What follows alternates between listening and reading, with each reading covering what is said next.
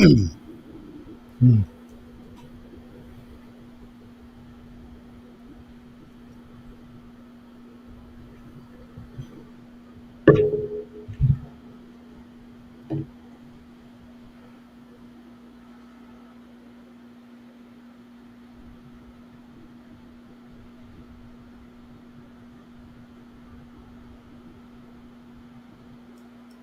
Well, she sounded like she was having a good time there. I'm glad for her. Welcome, everyone, to News on the Flip Side. I hope everyone's having a great evening, great morning, great afternoon, wherever you are. Actually, Jack, I do say it different sometimes. It depends what time of day it is. Yes, well, because, it's different times in the world. Different morning for us. Sometimes it's morning here, it's late evening or wee hours somewhere else. Yeah. Well, but what is it right now? So it's 9 o'clock here. That would be what, 3 a.m. in England. I think 4. Yeah, I So think 5. England's 6 hours ahead of me, and it's 10 o'clock for me. Yeah. Well, no, it's because we broadcast all over the place. But anyway, welcome to News on the Flip Side. I hope y'all are having a good time. I want to let everybody know the show has made it to round 2 of the podcast awards. This is the People Choice Podcast Awards. Yes. I want to thank everyone who voted for us. Now, this is it. Matter of fact, we've got to turn in our acceptance speech this week, and then we'll see who the actual winner is. Wow, cool. What is it, Denise? We've got runner up like 4 years in a row. Yeah. Yeah, the show's always in it. I mean, yeah, because it's a good show and it competes. This one, a couple of our shows have been in it. Matter of fact, Riders of the Future's in right now too. No, he's hoping that's John Goodman. He's praying he wins a trophy. Whoever wins the trophy gets to pick on all the rest of the hosts. Well, you'll see it if we win. It'll be right back there. Yeah. What is that, John? Well, I'm not going there, buddy. Anyway, I hope everybody is out there voting for us and helping us get in, and I hope you enjoy listening to the shows. We got a lot to talk about tonight. We're gonna be talking about the polls later on, which I will mention this early in the show. It does seem like Kamala's honeymoon period is starting to wane some. Anytime Gallup puts out polls suggesting Trump might be ahead, that's time to get scared if you're a Democrat. But Jay, how you been, man? What you been up to? You out partying, having a good time? No, but I did stop by Walmart and I got a camera. All It's right, look there he actually goes. not as good as the one in my uh, And you, laptop. You yeah, can see how it's kind of little the it's blur, the definitely motion bright. blur. But yeah, and it's bright too. I had to turn all the. I have usually 5 lights on for the other camera, and I barely glow. And this one I have 3 of them on, 3 of the 5 on, plus the overhead. So there's a nice. There it is. If I'm not totally careful with this, I might burn a hole in the laptop. So I have to be very careful The not to point my head forward. reflection's Yeah, a bit. It's like Ricochet's a bit. Same thing. I can't go and see the Nationals games or the Orioles games. The umpire tells me to leave because the glare off of my head is blinding Right. the pitcher. Put some of that makeup on your hair when I'm doing TV. A lot of times I'll get there, pop, little Hmm. makeup all over the place. That shit's nasty when it gets in your hair. Look, people, I'm just we're not going there, but It's got some it nice is. chemicals in it. It'll make your skin itch. Marco, well, we're going to talk. Oh, you mean the World War III thing? No, no, no, no. Putin is definitely tripping and saying World War III is on its way. Mm. Well, I would agree with him, but if it doesn't happen from him, we've got a lot of scuffling between what 9 or 10, satellite Iranian terrorist groups and So, Israel. so, so, people, I want everyone to know that the Ayatollah, Kim Jong Un, Xi Jinping, and Vladimir Putin have formally endorsed Kamala Harris. You're kidding. Formally endorsed Kamala What- Harris. And Iran went a step further by hacking Trump's place and sending it all to the White House. Wow. So, America, anytime the 4 nastiest people on the planet want that person to be your president, you should just automatically think the opposite way. They're scared of Trump. They're not scared of Kamala. And no, because I mean that's just more Joe Biden. She don't know what the hell she's doing. At least Joe Biden had all those years in the Senate. Kamala hasn't even had that. She did. I couldn't watch too much of it, but she had her own town hall deal, and it apparently went for 3 hours. I don't know. I had to leave at some point. I just the just bull the bullshit she was saying. That she keeps blaming him. Oh, where'd everybody go? I'm here. Hold on. There we I are. just lost the cam. That's all. The I was playing around with stuff, breaking stuff up. she keeps blaming Trump for calling out the Haitians who aren't illegal aliens, but who were brought in here legally through some thing that democratic thing that Kamala did. So his phrase during the debate was illegal immigrants. He never once said Haitians. And I was watching the news tonight, and I was getting really pissed because they have all these rallies for these Haitians, and they're saying Trump hates Haitians. He never even once mentioned a Haitian person. He only mentioned illegal aliens. Well, Yet the Haitians we're talking about were brought in legally. It's just the lie of this, of what the man says on television. It's captured on television. Everybody can see it. But yet they put these words in his mouth, and everyone like bites the fish and takes the bait. It's kind of funny. Well, no, I mean, no, really, it's so. Oh, Jack. First off, Sean's off tonight. Yes, he was kind of feeling under the weather. He took the night off. I haven't seen Leah, so she may be coming or maybe not. She never. Well, and plus, in Sean's defense, we did keep him up late. He did guest co-host on Undercover on Wednesday, and so we kept him up. Yeah, we did. We kept him up late. Yes, it's So well, okay, Frank. So let's just stop for a minute. So now we know for a fact that the Ayatollah, Kim Jong Un, Xi Jinping, and Vladimir Putin have formally endorsed Kamala Harris. We also know that the Iranians hacked Trump's headquarters and sent the information they got to Joe Biden. So now we know these things. So I mean, hey, Stephen, how you doing? You've got to be just nervous. Hey, Steve, what's up? You've just got to be nervous that the four worst people on the planet, the four worst people on the planet, want her to be your president. Well, this is one thing I can say about that four-way agreement there. If it is an agreement, I don't know if they all agreed to it, at separate times, or they called each other up on their little, communist red line hot phones or whatever and said, hey, what do you want to do? Let's do this. If she does win, I guarantee you those four are superpowers right there, if they are superpowers at the time. That's our Axis powers. That's the beginning of World War III. Well, what you're going to see is this is exactly what you're going to see. You're going to see Putin go in, probably nuke Kiev. Yeah, and she's not going to do anything about it.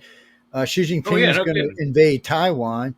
Kim Jong Un is going to probably start lobbing stuff into South Korea, which she's not even going to know how to deal with one or that. And then all of a sudden, you're going to see Iran. Well, that's what I was going to say next. What is going to be the catalyst? What is going to be, the Pearl Harbor that sets it all off? It's her. She's the catalyst. So no. There's going to be some. No. There don't have to be. Xi Jinping has already said that he wants to invade Taiwan. He won't do it under Donald Trump because he knows Donald Trump is not going to allow it. He will do it under her. So what they're going to do is, Putin's going to blame all this stuff on America for giving the weapons to the Ukraine that can reach far into Russia. They've hit Moscow 4 times now, so it's just a matter of time that he's going to do smaller, lesser technologies. So no, they've hit them with missiles now. So they've got those ones that go 155 miles in, and they just send them ones that go 190 miles in. And if they get the ones that they're getting from, I think it's Germany, they go 355 miles inside of Russia. That's well into Moscow. And he's a big 500-pound bomb. So I don't. And they're waiting on 2,000-pound bombs. So you're just asking for it. You drop one of them in Moscow, they're going to retaliate with a nuke. Well, so they're going to nuke Kiev. When they nuke Kiev, Taiwan, that probably within that day, China will invade Taiwan. Yeah.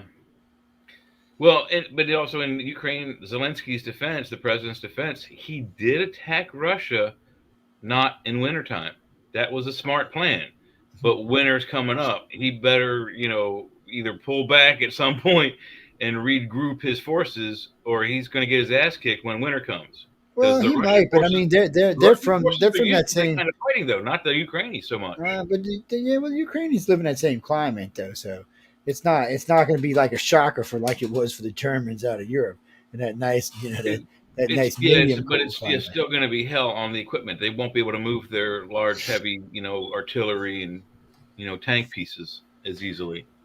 Jimmy Lee, there was one F-16 that went down. Yes, and it's questionable exactly how it went down. Yeah, I've heard three different stories now. So someone on it was either Fox or ABC, I don't remember. It was a few weeks ago. But they had one of those, the trained experts the news reporters always bring on to say things.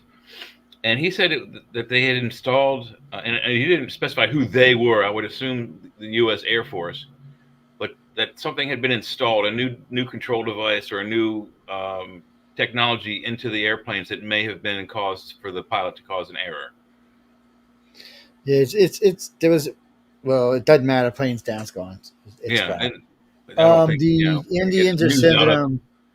The Indians are sending the Ukrainians T-92 tanks, and then there's some deal between some country and Italy to give more weapons to the Ukraine. We've got it. You know what? It's in the list of stuff we're going to talk about tonight. So there's a lot. That's what I'm saying. There's a lot going on. Let's go pop up on the list for me in a few minutes. Let's go see what we got right here. Archaeologists found wired buried on a farm that's actually Viking treasure.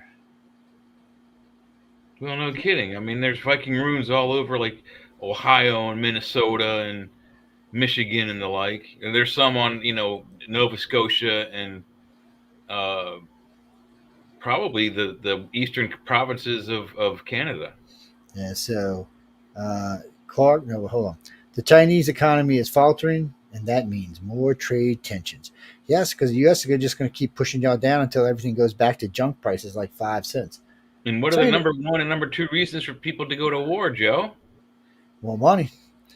They're But running out they of see, money, or they the have too problem, much and they want to, start, pick a fight with somebody. yeah. Well, China's problem is they ain't got as much as they thought they had, and more importantly, they have finite resources, whereas the United States doesn't.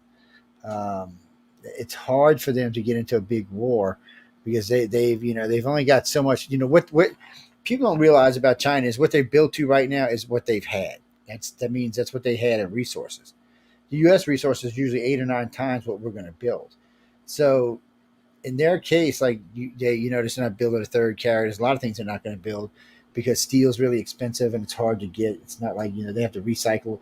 And now remember that the cars made after like 2000, there's not that much steel in them. And the Oh, I closer they I get, think even sooner than that. I'd say probably well, I starting agree.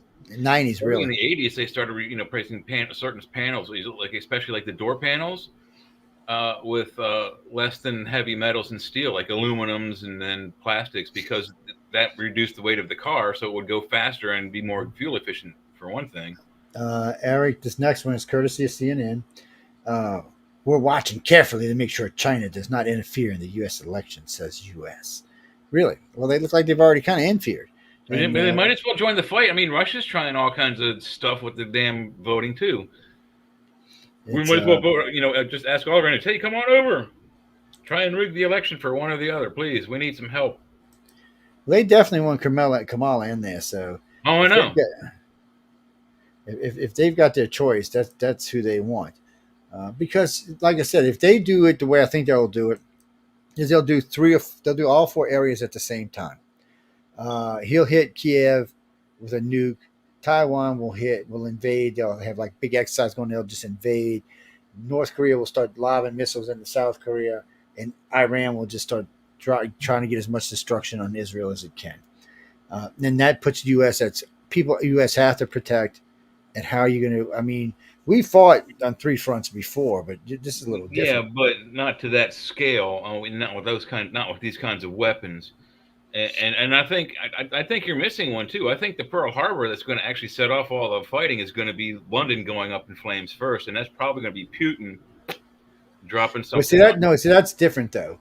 So that's a whole different scenario. If London was to get nuked, there would be no more Russia the next day.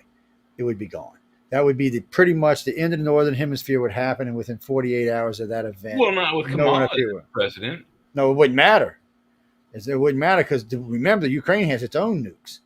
and so does France, so does the EU, and they're going to nuke the shit out of Russia. They're not going to wait for us. They're just going to nuke them. And then poor China's going to be in between, and China's got its own nukes. They're not deployed yet, but it's got 800 nukes of its own. So boom, there's going to be nukes flying all over the place. How long will it take them to get their nukes up and running? A day, two, tops? China? I don't know. All I heard was they weren't physically deployed. I don't know if they're sitting on stuff ready to go, or if there's things they're doing to them. All they said is they weren't deployed like Russia and China's. I mean, like Russia and the United States weapons are deployed. Well, I'm sure if they have systems similar to us, they've got to have, startup procedures and things to get it all warmed up. So I'm sure that not once. So the old Minutemen, once they were set, All you had to do is turn the two keys, hit the two buttons, and the bitches just took off. Yeah. It took all of about, I think if I remember right, about 61 seconds to get out of the hole and into the sky. They were fast as hell. The new ones have a different type of fuel, so they're actually faster to get out the hole.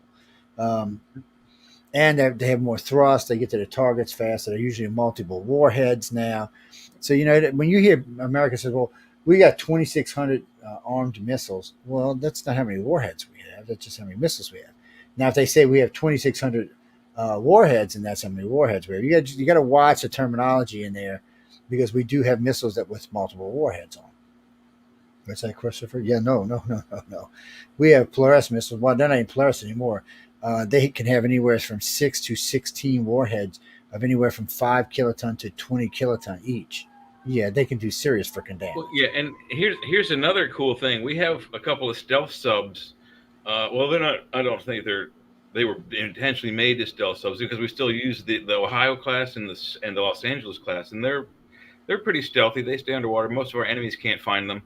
However, the biggest one, I believe, is the Seawolf, and we had 3 or 4, and I think there's still one operating. It has 16 vertical stacks. That's vertical tubes that point straight up. 16 of them that holds 16 of those either Trident or Polaris type missiles.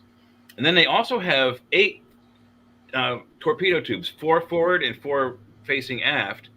So they can shoot 16 or 8 torpedoes at once, forward and backwards. And of those torpedoes, they can shoot what's called a TLAM Tomahawk.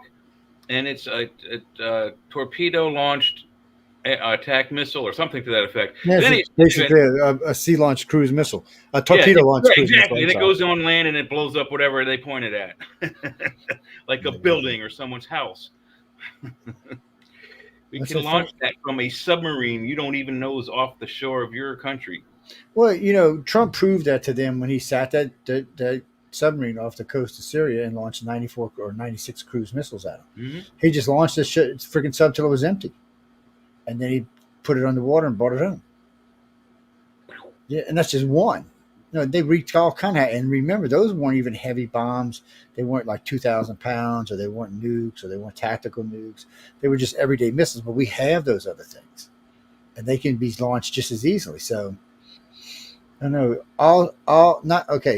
Christopher, all subs today are not supposed to carry any types of nukes. You only got your, I forgot how many subs it is. It's a secret, but there's only X amount of subs that are allowed to get a nuclear power, but there's only X amount of subs that are allowed to carry ballistic missiles. I guarantee you that one Seawolf class, it can carry nukes, both the torpedo-launched variety and the vertical stack variety. Yes, and just because you don't see hatches on the top, which are common with most ballistic submarines, there are some submarines, like we just talked about, which can launch nukes or at least tactical nukes through the torpedo tubes, which is also I forgot what they call it, X something or another system, where on each side of the system, one facing forward, one facing backwards, there's 2 high yield tactical nukes that can be put in there. They're only one-time shots each time, but they can both be launched in opposite directions and then go wherever you want to go.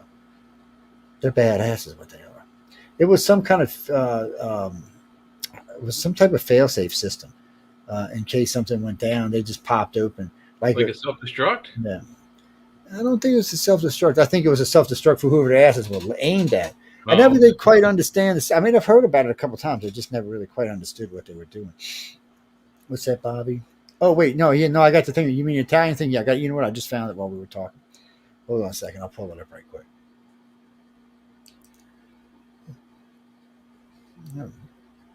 Italy, Italy funnels India missiles. Okay, so what's going on here is, according to Reuters, now this is Reuters, the Italian Defense Ministry is purchasing empty missiles in India and filling them with explosives and sending them on to the Ukraine. Vladimir Putin is Wow. highly dissatisfied with this. Wow. They got a new Mussolini in Italy. They're going to join the Axis again. No, he's sending them to the Ukraine. Oh, okay, okay. Yeah, he's sending Never them to mind. Ukraine. Yeah, Yeah, never he's not mind. sending them to Putin. Yeah, I got that backwards. It's okay. I have dyslexia. I'll recover. What's that, Jackie? Nah. What's? Oh no. Well, hold on. Stop. Science just used really old satellites to find 3,000-year-old underground aqueducts. Where? Is researchers in Spain looking to develop fresh approach to finding long lost aqueducts have turned to the U.S. Cold War era satellite imagery. Shit. Uh, Damn, we still got them up in space and they're still operational. I'm sorry, I didn't even know that. Dude, there's over 4,000 What is a ton of unnatural satellites? satellites up there, and I'll bet you more than half of them are still operational. It says by mining the black and white images, they can kind of find them. They've been, well, actually, not kind of. They have been finding them. These 3,000-year aqueducts. Well, that just Well, they proves can they use the weren't same all technology rolling. to find the ancient buildings under the jungle in South and Central Yeah, America. but they use lidar for that. That's But they're still using the same idea. They're looking from no, way yeah, up high. yeah, they are from way up high. Christopher, lidar is a type of radar. Yes, they actually police use it to catch you speeding.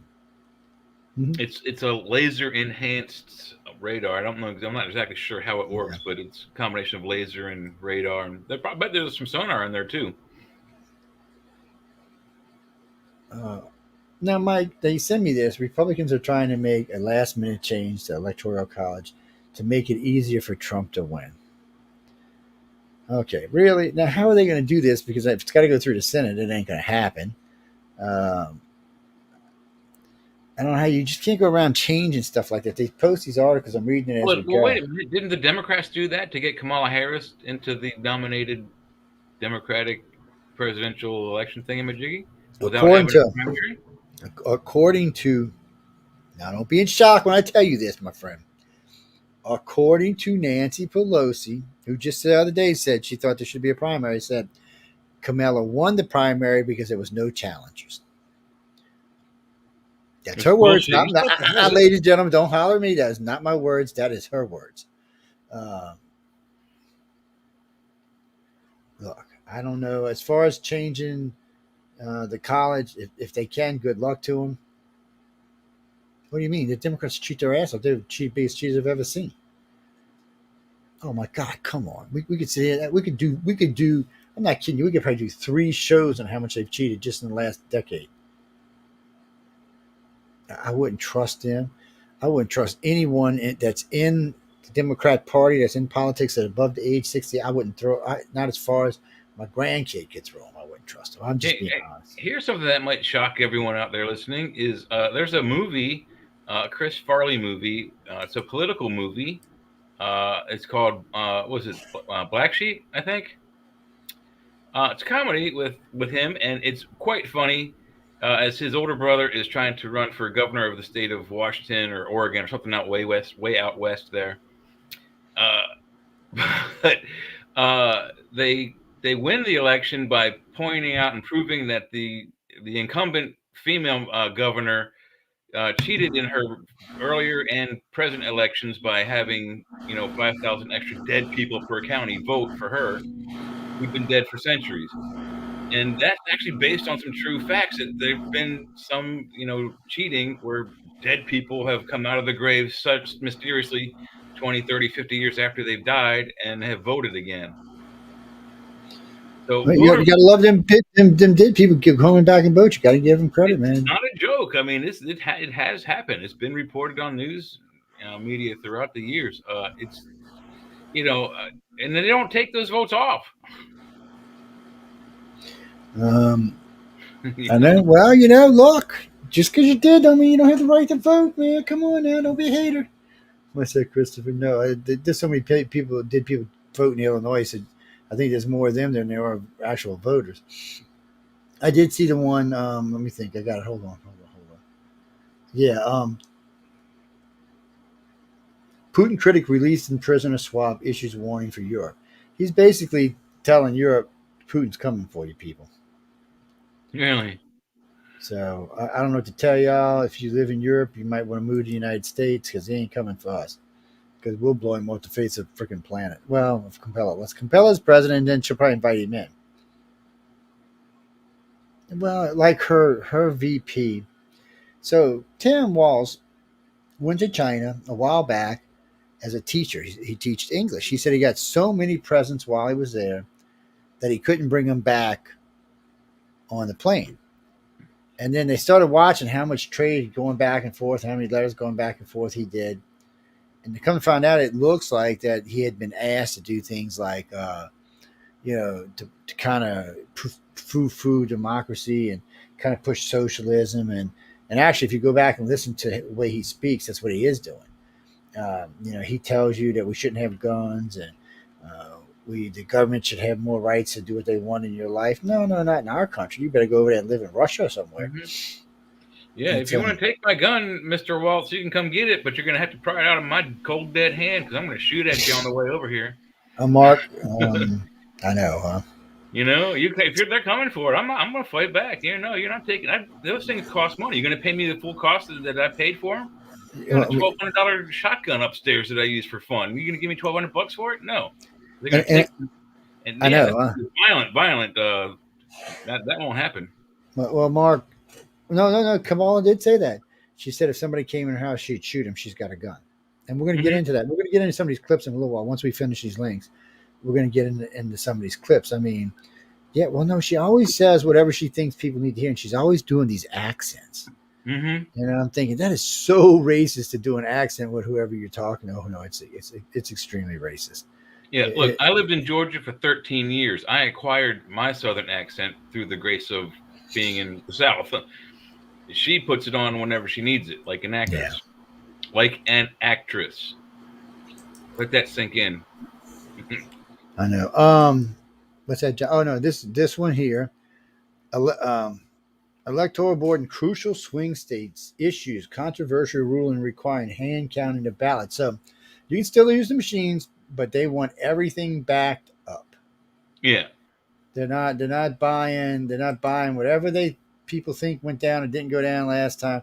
See, the closer we get to this election, the more Americans that are starting to kind of feel there might have been some funky monkey business in the last election, especially since, Trump spent how many ever millions of dollars against Biden, and so far the party hasn't even offered him his money back. And, all those months destroying Biden. And now all of a sudden, 3 months before the election, we get a new candidate. I'm not even sure if that's even legal. And I know a lot of Democrats feel like they got screwed because of it. So now we're in this predicament. Well, should he go through it? Should he not go through it? And then you got this big honeymoon period and everything's going, oh, we love her, we love her, we love her. And now all of a sudden, maybe not so much. So these states, just to make sure, these were crucial states like Georgia and other states, Pennsylvania. These are states that decided to say, look, you know what, guys, just so nobody can say there was any funky monkey business, we're going to hand count. Yes. Yeah. Well, was it Philadelphia for that election? They at one of the voting offices they were counting. Reportedly or allegedly, all counties had reported in, or all districts had reported in for that voting office. Counting office, whatever you want to call it. And then all of a sudden there was some sort of emergency. So they kicked everybody out, but the Democratic representatives were there only. And somehow, 25 or 50,000 extra ballots showed up. How do you have all of your districts report in that all the ballots are in? And then, oops, there's 25,000 more we just found on the floor lying here. Bullshit. I know it is bullshit. It's cheating. That's what you call cheating. But there's nothing you can do about it. It's already done. Well, they're supposed to be able to go back and do that. So we're gonna see how if Trump gets in, you might see it go. Some of that stuff get out. Now, what was this you just sent me, Mike? Um, oh, North Korea missiles in crosshairs. Ukrainian daring drone attack unleashed. Going What? after you. Yeah, well, the North Korea has been supplying weapons to Russia. So the Ukrainian. So South Korea didn't launch them. They sent them to someone else to launch. No. This is North Korea did this. Yeah. North. You said South Korea. Oh, North sorry. Korea. Yeah. Yeah. North I have, Korea. I have a friend in South Korea, so. So North Korea have been sending Russian missiles. So now the Ukrainians are trying to blow them up, and now they're talking about that they may start trying to blow them up in North Korea. Bring the fight to Kim Jong Un because there ain't been nobody fighting there in a long time. So. Well, yeah. What was it? 1950 was the Korean War. What's that, Jack? 236 miles. Well, they were talking about how close Moscow was, which is this says 236 miles. This one says 311 miles. I guess it depends where you're standing.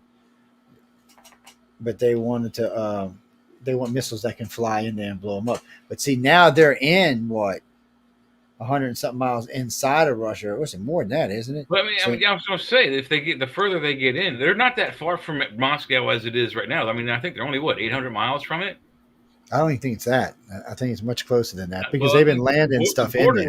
Where they crossed over is around 800 kilometers. Well, 800 kilometers, which is more than a mile. So they're probably within 6, 7, 800. Within that number. 500. I'd have to look and see because I didn't think they had any weapons that could go that far, unless they weren't fighters. Well, they have a weapon that we had given them that they don't have permission to attack Moscow with it. And Zelensky's been begging Biden to let him he's been flying drones into Moscow and other missiles. He's been flying drones. That's a long ways for a little drone to fly. I don't know if they can go that far. I'd have to look it up. Well, it's probably a kamikaze drone. They probably strip it of everything it doesn't need except for explosives and control devices, and that's it. What is this? Who sent me this? Denise, why did you send me this? Humanity's extinction plan may be stored on a tiny crystal. And why are you saying this? Oh! No, I got you. Okay. No, I know it makes sense now. I've seen it. It said on March 2nd, 1972, NASA launched the Pioneer 10. And on the plaque called all of our information is on there. Everything you need to know, really, to screw man over. Yeah, I agree with that. Also shows us where we live, too. Mm-hmm. People. But don't Voyager 1 and Voyager 2 also have plaques like that show where the craft was launched from? Somebody's got, one of them's got a sample of blood on it. That might be Voyager 2, but I think Voyager 1 has a graphic of where the it's got a gold disc about yay big around. Looks like a record. Yeah, that's exactly what I'm talking about. Yeah. That's that. Russia. Now, see, we were talking about China's economy earlier. Russia's economy on the verge of implosion. It's going to get bad over there, people. And once it gets bad, what does it keep him from just starting blowing shit up all over the place? And it's funny to me. They had to extend the size of our galaxy from 100,000 light years to 160,000. Now they may have to even extend it even more. So scientists had to admit that galaxies are much, much, much bigger than astronomers previously thought. They take up way more space than what we thought. Where we were thinking 100,000 light years, some of these are 400,000 or 500,000 light years. So it makes things much more interesting to think that because there's so much more potential for life. The bigger the galaxy, the more life there's going to be in it. Well, yeah. Just recently, it used to be that most scientists agreed that there were somewhere on the order of 500 billion to maybe 1 trillion. Solar systems in just our galaxy, and just recently they've dumped it up to saying that it's at least 1 trillion, but probably more. It's insane. No, Christopher, it's insane. I might, if we got time later, I might play this one. This is the Mars Integrity taking off. It's just a picture of it taken. I mean, a video of it taking off. Yes, let's see what we got here. 320 million year old fossil site found in U.S. Unveils early Pennsylvania secrets. Hey, we don't need any more people over here. They said y'all were originally aliens 300 million years ago. Oh, well, I wouldn't be that's just scary. surprised.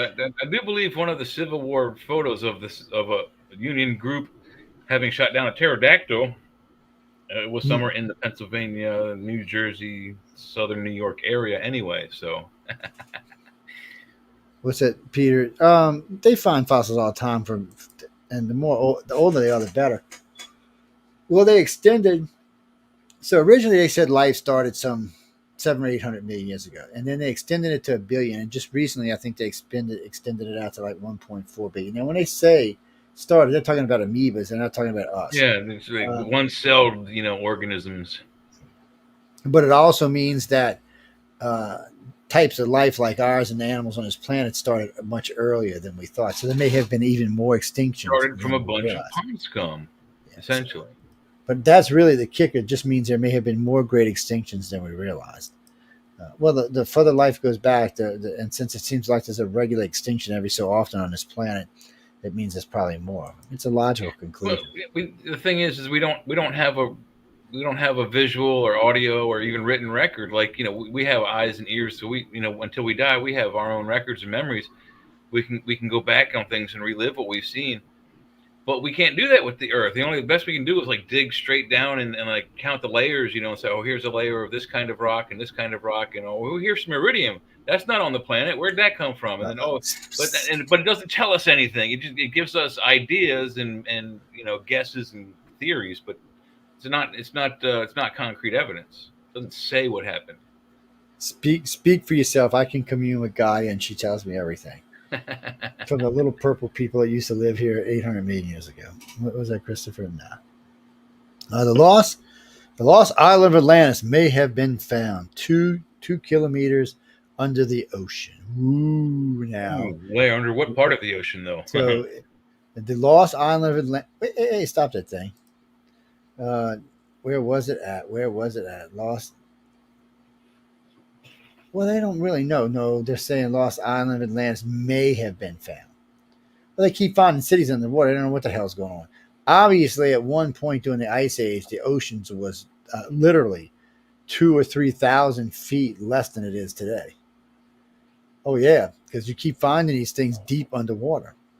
The one of the two off the coast of Cuba, one's in 800 feet, one's in 2,000 feet. Yeah, the Gulf is deep.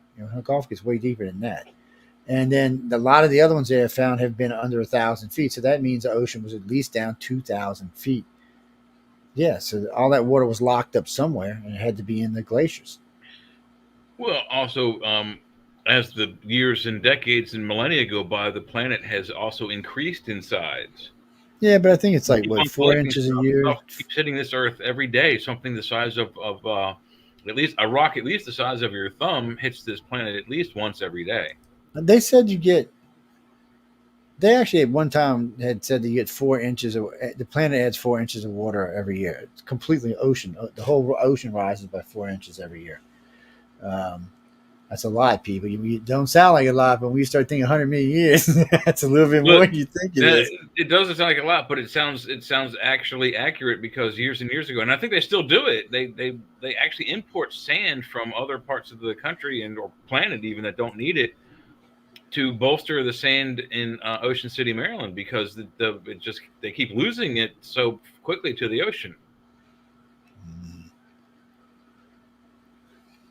What's this you sent me, Janet? Wait. Hold on. When you sent it? Oh, okay. Oh, this is from Fox. Really, from Fox? Hmm. Let me read it. So the Supreme Court is about to decide whether to interfere in the election again. Ooh, this woman up here, whoever this is, screaming. She's definitely a Karen Democrat. I can look at her and tell by her face. What interference can they do? I thought they could only say was The valid or Supreme Court invalid. denied the Green Party's request to be placed back on the Nevada ballot.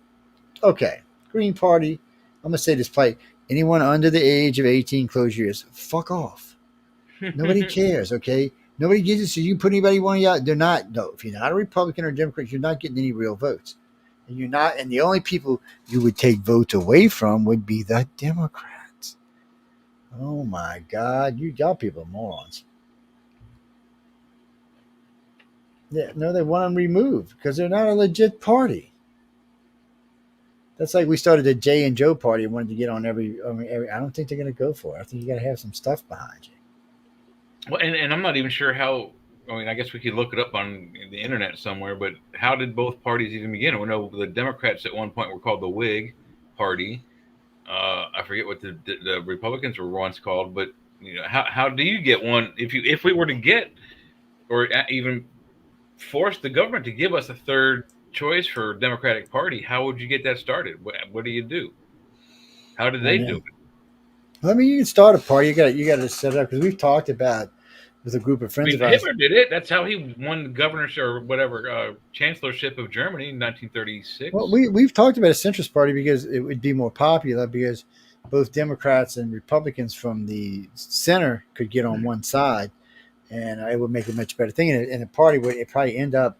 You give it 10 or 20 years, it'd probably be the bigger party because the lefties and righties have gotten kind of way right and way left, and they're kind of extreme, yeah. And it offends people. But they've been, like they say to other people who do terroristic things, they've been radicalized.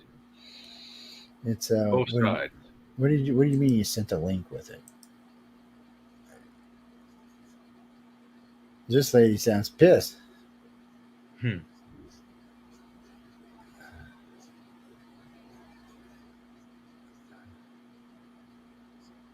Well, if you don't meet requirements, you don't get to go. I mean, give me a break. That's like some guy local tried to run for mayor, really popular guy, but his taxes went up to, oh, no, people, no, your taxes got to be up to date if you're going to run for an office. So they told him no. And then he got in trouble with the IRS. What is this one?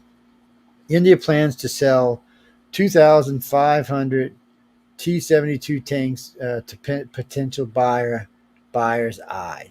Ain't these the ones that the Ukrainian have been popping the top off of them? I don't know.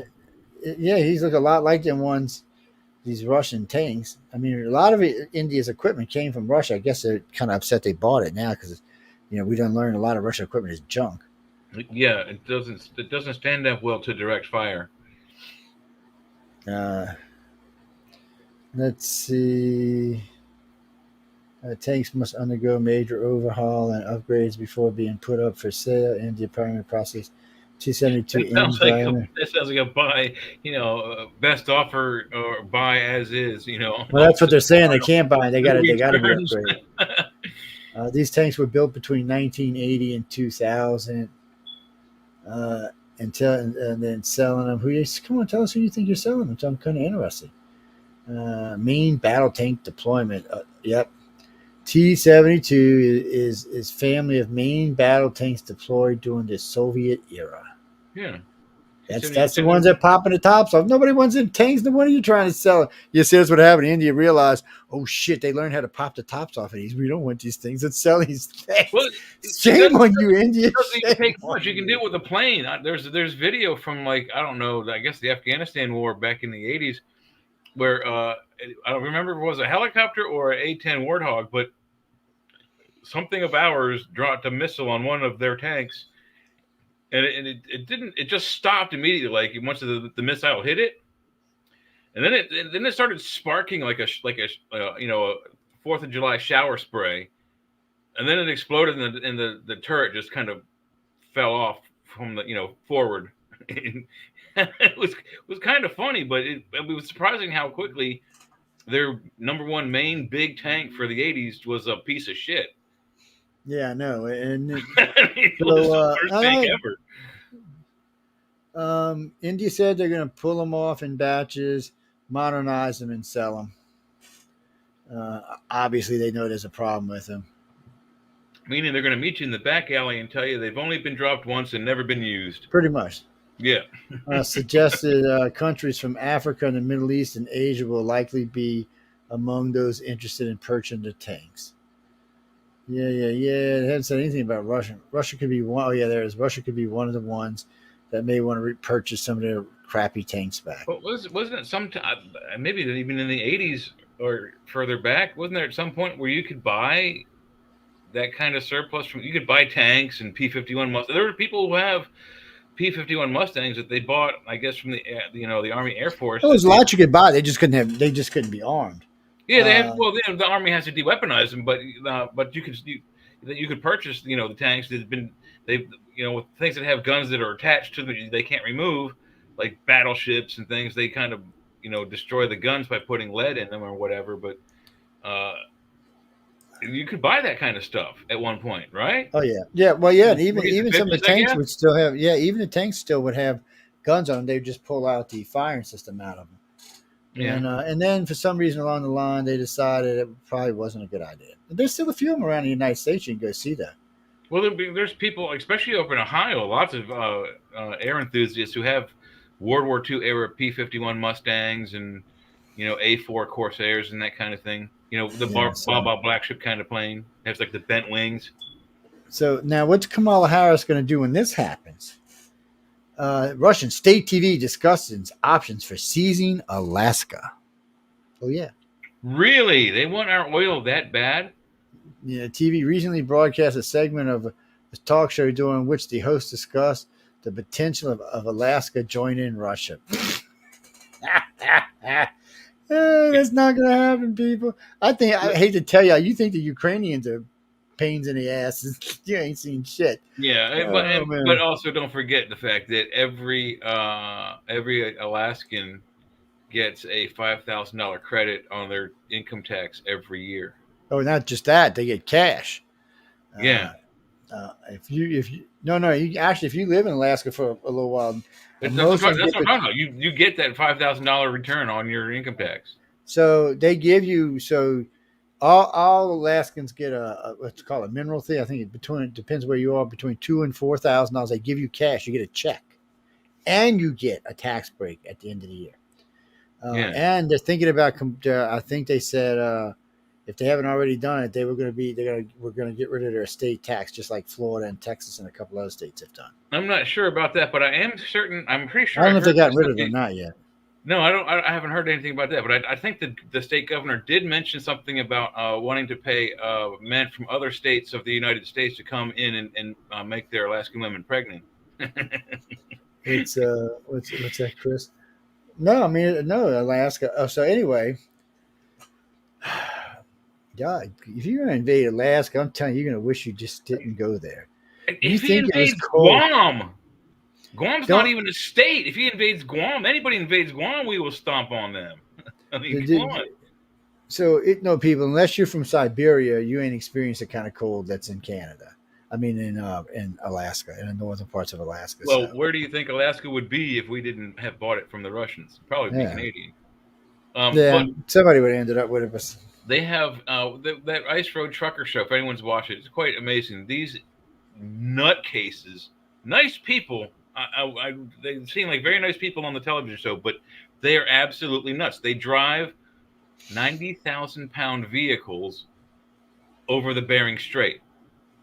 When they say ice road, they literally are driving across part of the ocean where there's no road, and there's only ice there for so many weeks in the wintertime.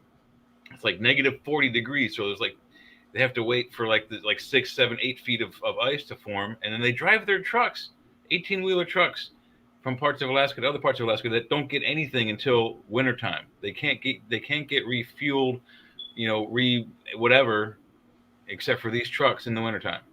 Imagine that.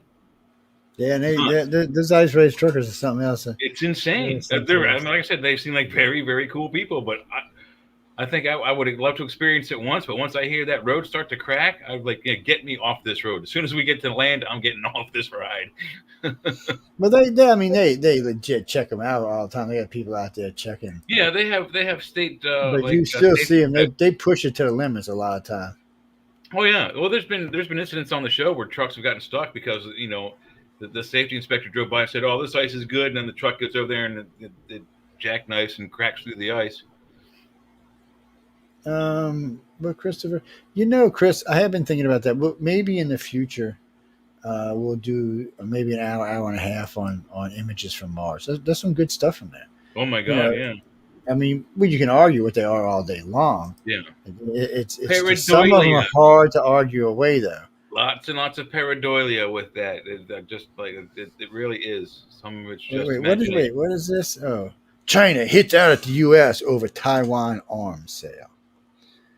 Oh, would you give them some F-35s? Oh my God, China, you better hope now. You ain't got nothing can fight up against the F-35. Your missiles can't even catch the damn thing. Well, that's a hypersonic. Taiwan conducts missile drills with America's new high-range missiles. Uh-oh. Uh-oh. So if y'all try to invade them, they're just going to start wiping out mainland China. See, I just don't get it. Then they will, too. It was a $228 million package. I wonder what we gave them. Was it a lottery package? No, that was what we gave. That's what Taiwan bought from us. $228 million worth of weapons. Worth of weapons. Yeah, worth of weapons. Oh shit! Well, we're arming our own allies over there, so. And yeah, it really is sounding like World War III is right around the corner still. And then we also have the other shoe that then we gave them 50 F-16 fighters last edition, which means they got all the good shit on them. Yeah, I mean, not the stuff that's on the F-35 because we don't want anybody getting. They got heads up. They got HUD display helmets now.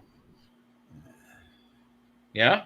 Yeah. Oh yeah. Yeah. They do. They They got HUD and the wait. Okay. So I'm glad you brought that up. Let's talk about this for a minute. So I don't know how many Americans are familiar with this. So the F-22 was originally designed for fly by wire, but without any instrumentation in the cockpit at all. So if it crashed and you recover when there was nothing there. So the plane was supposed to be able to be flown by thought.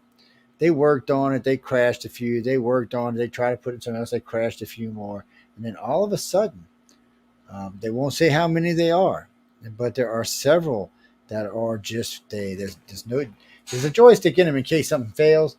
But these things work off of thought.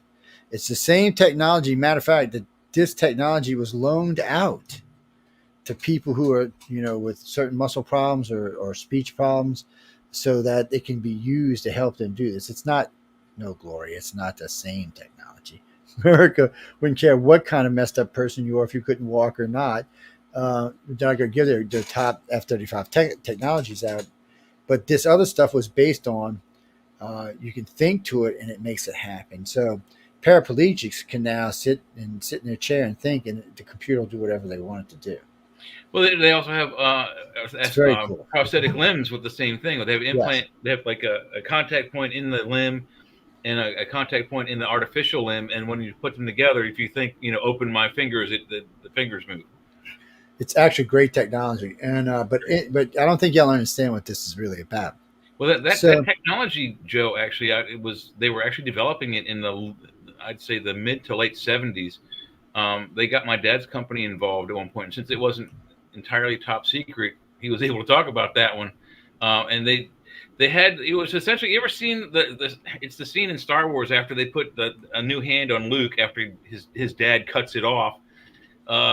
Luke, and he looks at his hand and you can hear the servos and the motors. You know what I'm talking about? He looks at his hand and he squeezes it and you can hear the servos and the motors like going, kind of like a robot. Well, that's kind of what they consulted my dad on, was that how can they reduce the sounds of these? And I don't think there's really any way to do it until you get like into hydraulics. And even then, there's still a little noise. Well, that's a lot of as they learn how to use certain types of things to cover things. I think that part will get better. But it's a great technology, people. I mean, it's changing the world for our pilots. It's changing the world for our citizens. It's just in general changing the world. And what's great about it is it's hard for most people to understand a helmet, thought-controlled plane versus a joystick. So you think your hand moves, it moves the joystick, right? So the difference is the person thinks about it. There's no joystick. It goes straight into the computer. The computer, that 0.5 milliseconds, a point makes you so much more deadly to anybody trying to fight you. By the time they think to move their hand, you've already killed them. That's the difference. It's a major different way of fighting, and it makes our pilots much more deadly. I know the F-22 has it for sure, and I know last I had heard the F-35 had it as well. Well, we've been working on these kind of. Well, no, that's a different thing, Marky. You're talking about the telepathic. Yeah, and it's not the right show for this, but we'll bring it up maybe on Wednesday show or something, or maybe we'll do an hour on it on here. Well, because our government definitely believes in telepathy. The Navy and the Air Force have programs. Yeah, they started recruiting people in 2000 when they closed down remote viewing. Yeah, what are you talking about? No, remote viewing was real. Major Ed Dames was part of it, but Yeah, there's a lot remote of people. viewing is an actual technology. I mean, they've what was that show that Fran Tarkenton was a part of? He was quarterback for the Vikings, I think. Yeah, I forget the name of his show, but they highlighted that on his show. They had it on Jack Palance's show, Believe It or Not. Remember Jack Palance? Believe yeah. it or not. Stephanie. But lots of shows like that have highlighted remote viewing, and it is 100% an accurate thing. We don't know how it works, but it works. Well, no, we kind of know how it works. Well, I don't know how it works, but I've done it. Well, one of these days, one of these days, I'll show you. But the government dropped remote viewing in right around 2000, 2004 is when it really ended. And the reason why is remote viewing is great. So you can remote view. Better. Yeah, they did. They found something better. So you remote view the ballistic missile in Russia. So you now know what this missile is, sort of, kind of. You see it, and you're in this area, so you know it's somewhere around here. And what the hell? I keep knocking my camera off. And but telepathy is much more efficient. One, you're looking through the person's eyes, so anything they see, you see. So when you walk up, see them punching the code, you now know the code to that missile. You can actually shut that missile down in flight. It's just a whole different thing, and it also what base they're at. You can as they're walking through the base, you'll see the names of the bases and stuff. Right where they're at. It's just a good way to find out where all of Russia's stuff is. If you can find the right person. There goes your camera again. I know, I did it again.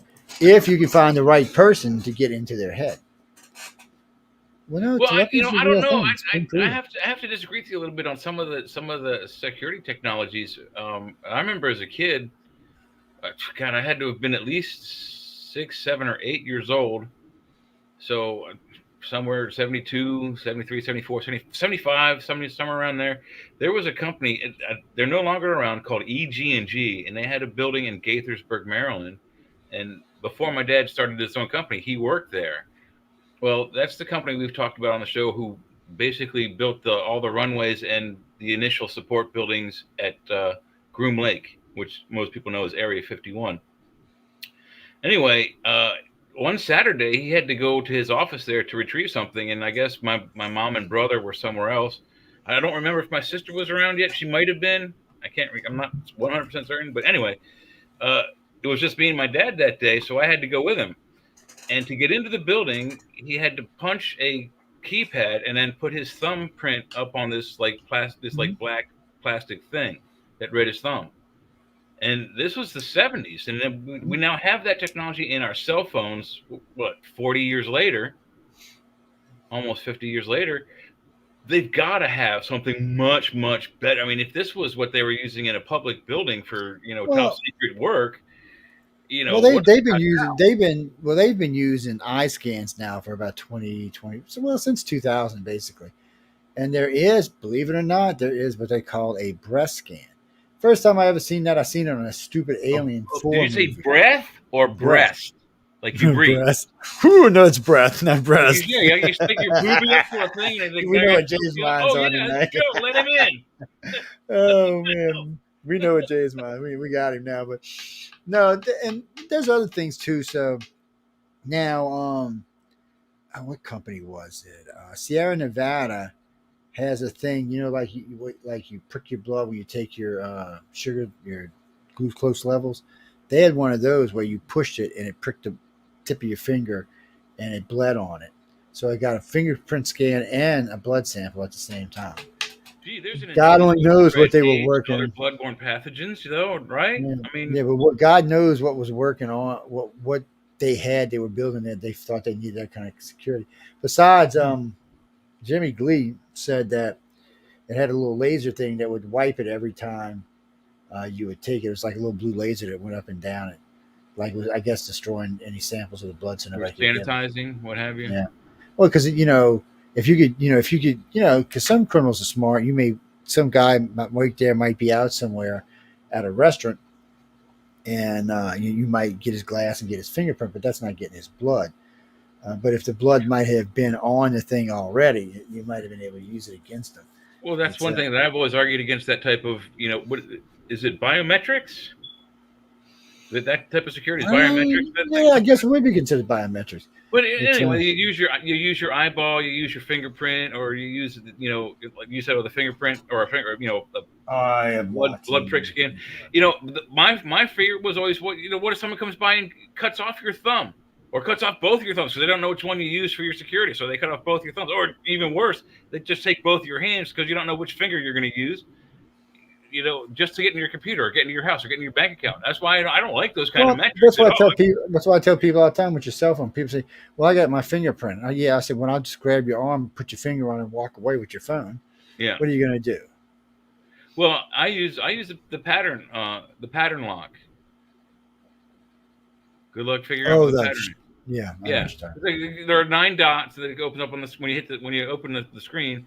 And you have to make the same pattern, and the phone will open. If you don't, I think after like 10 tries or 10 attempts, it locks the phone, and I have to bring it to like my carrier store for them to reopen it.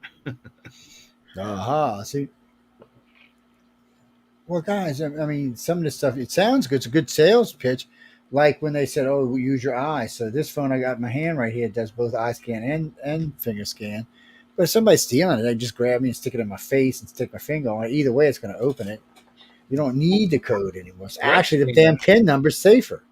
Breath scan or breathalyzer scan or breathing into a device sounds a little easier because, well, first of all, they can't kill you because then they can't make you breathe into it to open up whatever it is they want to steal from you.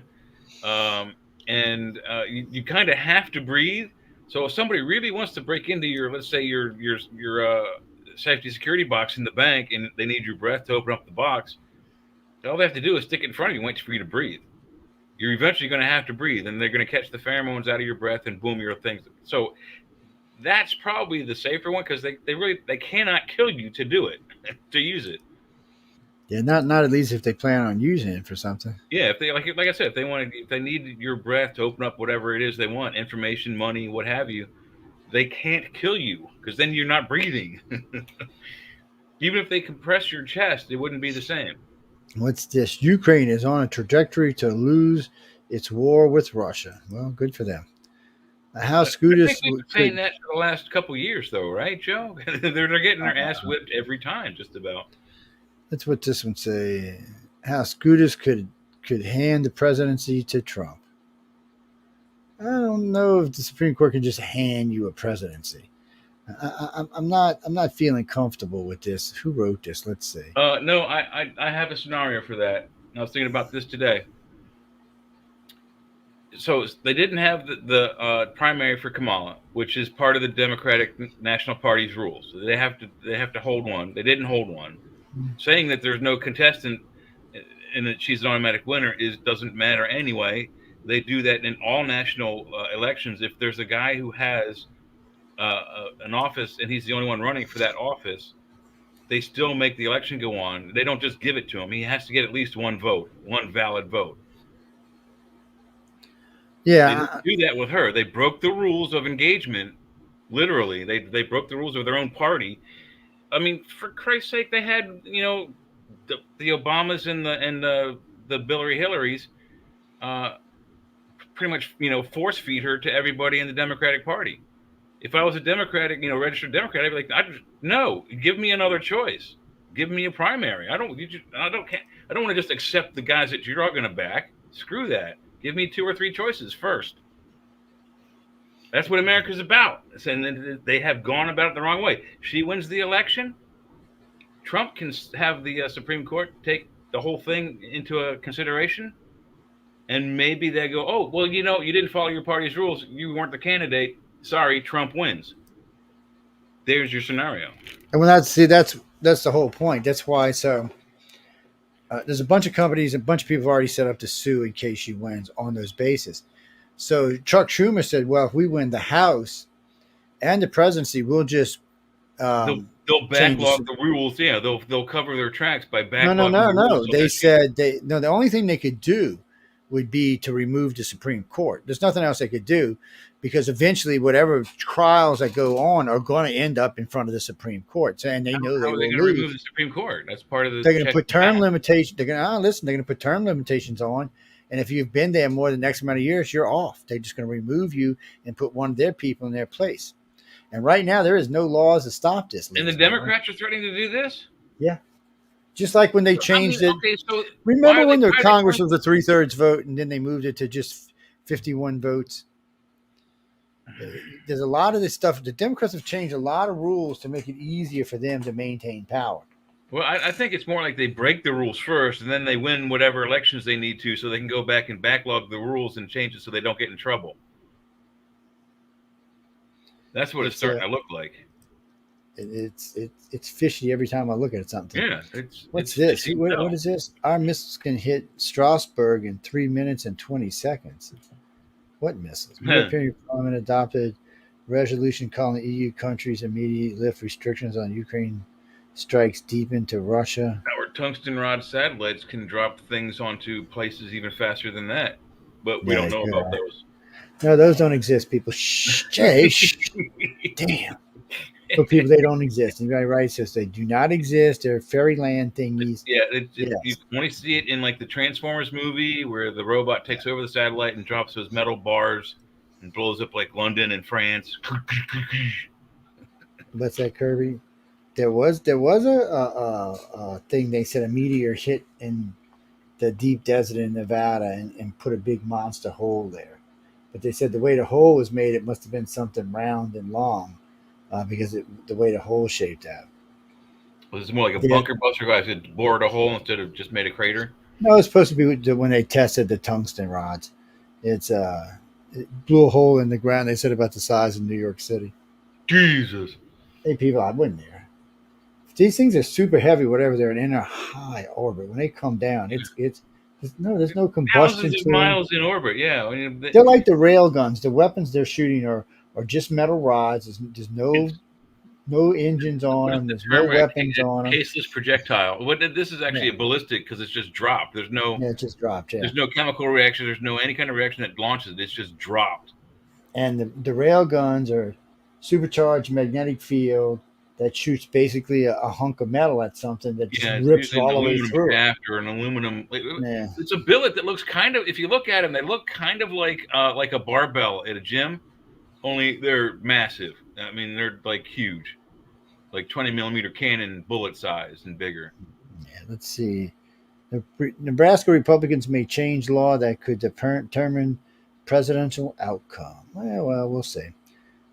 Doomsday glacier on brink of collapse could sink parts of Earth. Could sink parts of Earth, meaning that what? Okay. What parts? I don't know, but first off, this glacier looks like it's in the water. So it's already dispersed the water, how much ever it's going to disperse it. Well, isn't that the very definition of a glacier? They're usually all facing water? Well, no, glaciers are on mountains and stuff like that, coming down hills and things, but the glaciers on the ocean are already dispersing the water. I mean, they're like ice in a glass. Yeah, it's not going to cause a rise, is what I'm saying. If it melts, now if it's on land and it melts, it could cause a rise. But this So if the Arctic were to become all liquid, it wouldn't make much difference. There's no land under it; it's all floating. However, if the Antarctic were to become all liquid, the ice became all liquid.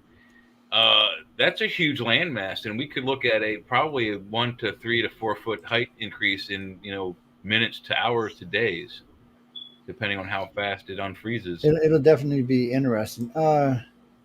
Did I hear a bloop? Yeah, there's a Leah's here. Yay! There's a Leah. Uh-oh. Ancient stars were found in an unlikely region of the Milky Way, suggesting it's billions of years older than we thought.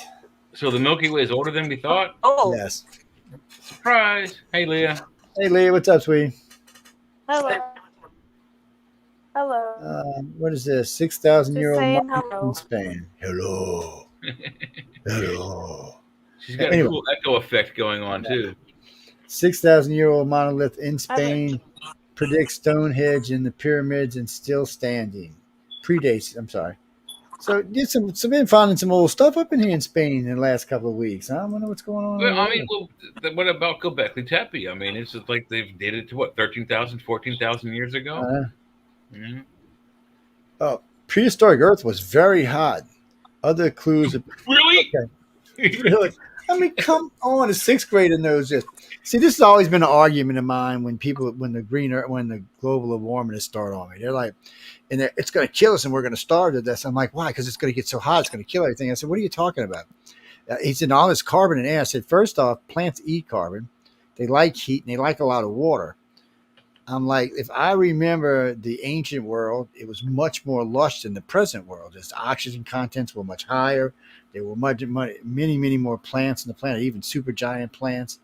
I'm thinking we're not going to starve because of that. People they go off on the wrong things and they don't do any research at all. It may become hot and unbearable for us poor humans that are living above the surface. I said, but it's going to be a lush planet, so you're not going to starve. Let's say Clemmy, no, you're not going to starve. Putin makes chilling World War III threat. Russia will ready to blast nuclear bombs at any moment in Arctic. What? Wait, what? Whoa! In the Arctic. Wait. Let's go take a look. We got Navy bases and shit up there.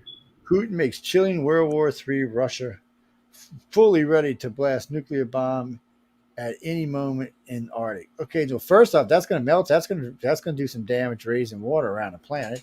I'm not sure exactly. In the Arctic, no. In the Antarctic, maybe. But we have naval observation stations. There's probably some Air Force observation stations up there too, on the perma ice.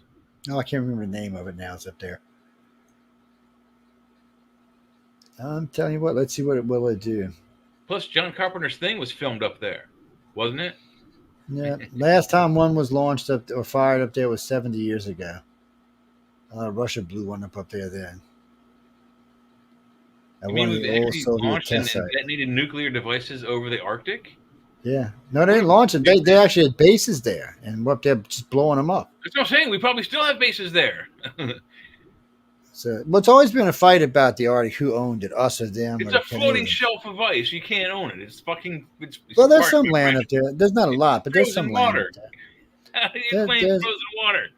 I don't know what the actual mileage of land is up there. It's not like the Arctic, where the Antarctic, where there seems to be a lot more. Remember, because they found their mammoths up there. They were in the ground. They found a couple other things. But That's I can't remember. Siberia on the Asian. No, they did. They found them there too. But the one had been eating some kind of weird grass because there was I guess the best way you would describe them would be dragonflies. And of course, the ones that were found in I think in Russia had buttercups in their stomach, which both suggest that the areas were much lush. Had like a weird wild berry that they were eating that was an extinct plant, and they think that they can bring back the plant. They have certainly, in at least in Siberia, they've brought back mammoths because there are certain places, and I think this is still going on, where you can go to certain restaurants in the region and get a mammoth steak because they were so fast frozen so well that they are still edible, and they are cooking them up in Russia and serving them on plates. I know it's crazy. I mean, think about it. You've got a billion people to feed. And, you're worried about where you're going to get your next batch of grain or your next crop or your next batch of cows. You find frozen meat and it's still edible and it won't kill you? Holy cow. Let's see. Kim Jong-un shows of force with missiles indicates North Korea is no longer interested with the U.S., says analysts. You're not interested in what? In negotiations with the U.S. They don't want to negotiate. No, that's fine. We don't need to negotiate with them. We can just drop a bomb on them and take what we want. He's such an idiot. I mean, it's a shame his people have to go through that. And besides, we don't negotiate with terrorists anyway. So they put out the things on weapons. Y'all gonna love this one. Hold on, Kirby. I'll tell you. Give me a second. This is good. We're gonna do some links in a few minutes though. Russia would lose to NATO in 3 days, predicts former U.S. investors. And then most of the militaries across Europe agree that they would not be a big threat to NATO. Even he might get in incursions in the beginning, but NATO would just take him out. They do not have Russia does not have the power of NATO, and that's not even using the United States according to this. It's only using European power.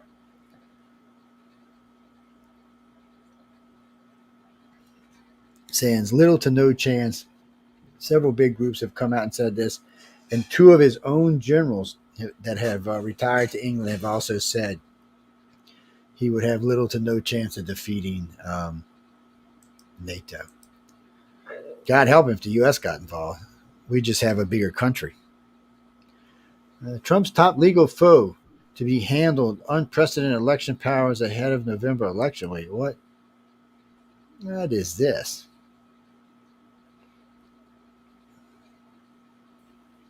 How did I get two of me in here? The whole screen froze. Let's see. New requirements in New York that will take effect this week is set to grant Democratic New York Attorney General Lita James widespread powers over states' election processes, a New York election attorney said. Oh, man. This woman's a commie, people. What Democrats, y'all are becoming stupider by the week. I don't even know what to think about it anymore. Why do astronomers keep staring? I think it's a long time coming that the two-party system is abolished. And they need a third party. They need a centralist party. It needs new life. We need to breathe new life into it. And we also need to have clean and fair elections. And I keep asking about why don't we make all of the states use the same exact voting device all the time? And people say, well, different states have different constitutions and different elections at different times. Yeah, we know they have different elections at different times. So what? They should all still use the same machine, and it should be counted by at least a fair company. Where are you going to find that? I don't know. But you know what? It kind of feels like the whole country is comprised of little tiny countries. But when you think of the UK itself fitting into the same size mass as what is Oregon, the state of Oregon, then I don't know, it kind of puts things into perspective where the states really do act as little countries. No, they are. They're each state. That's basically what they are.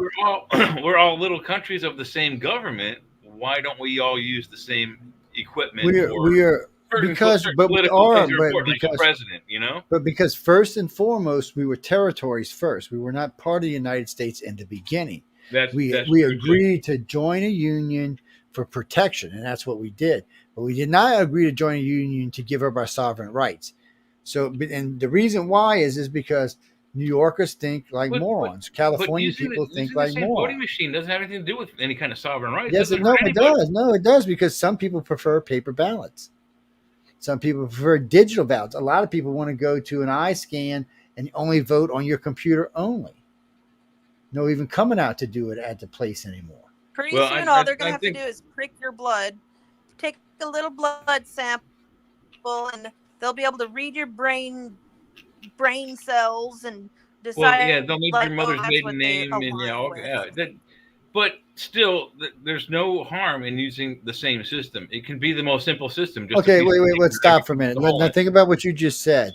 The guy who supplies a lot of the voting machines, Jill's sister is married to. Is this the guy you want supplying voting machines to the whole country? Well, Jill Biden's Jill Biden's sister is married, or cousin is married to this guy, and he's the guy who does most. Well, no wonder Joe Biden won. Exactly my point. Yeah, an inside man. So, and they've talked about this a dozen times. They wanted him looked into. They want all kind of things looked into.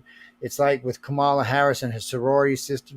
Oh, they're not sorority sisters because they weren't there at the same time. Were they in the sorority together? Well, yes, they are. If that's true, then I'm definitely crying foul. And what they ought to do is they ought to have a federally run and senatorial oversighted committee that does that and make sure the voting is fair and equal and there's no cheating across the board.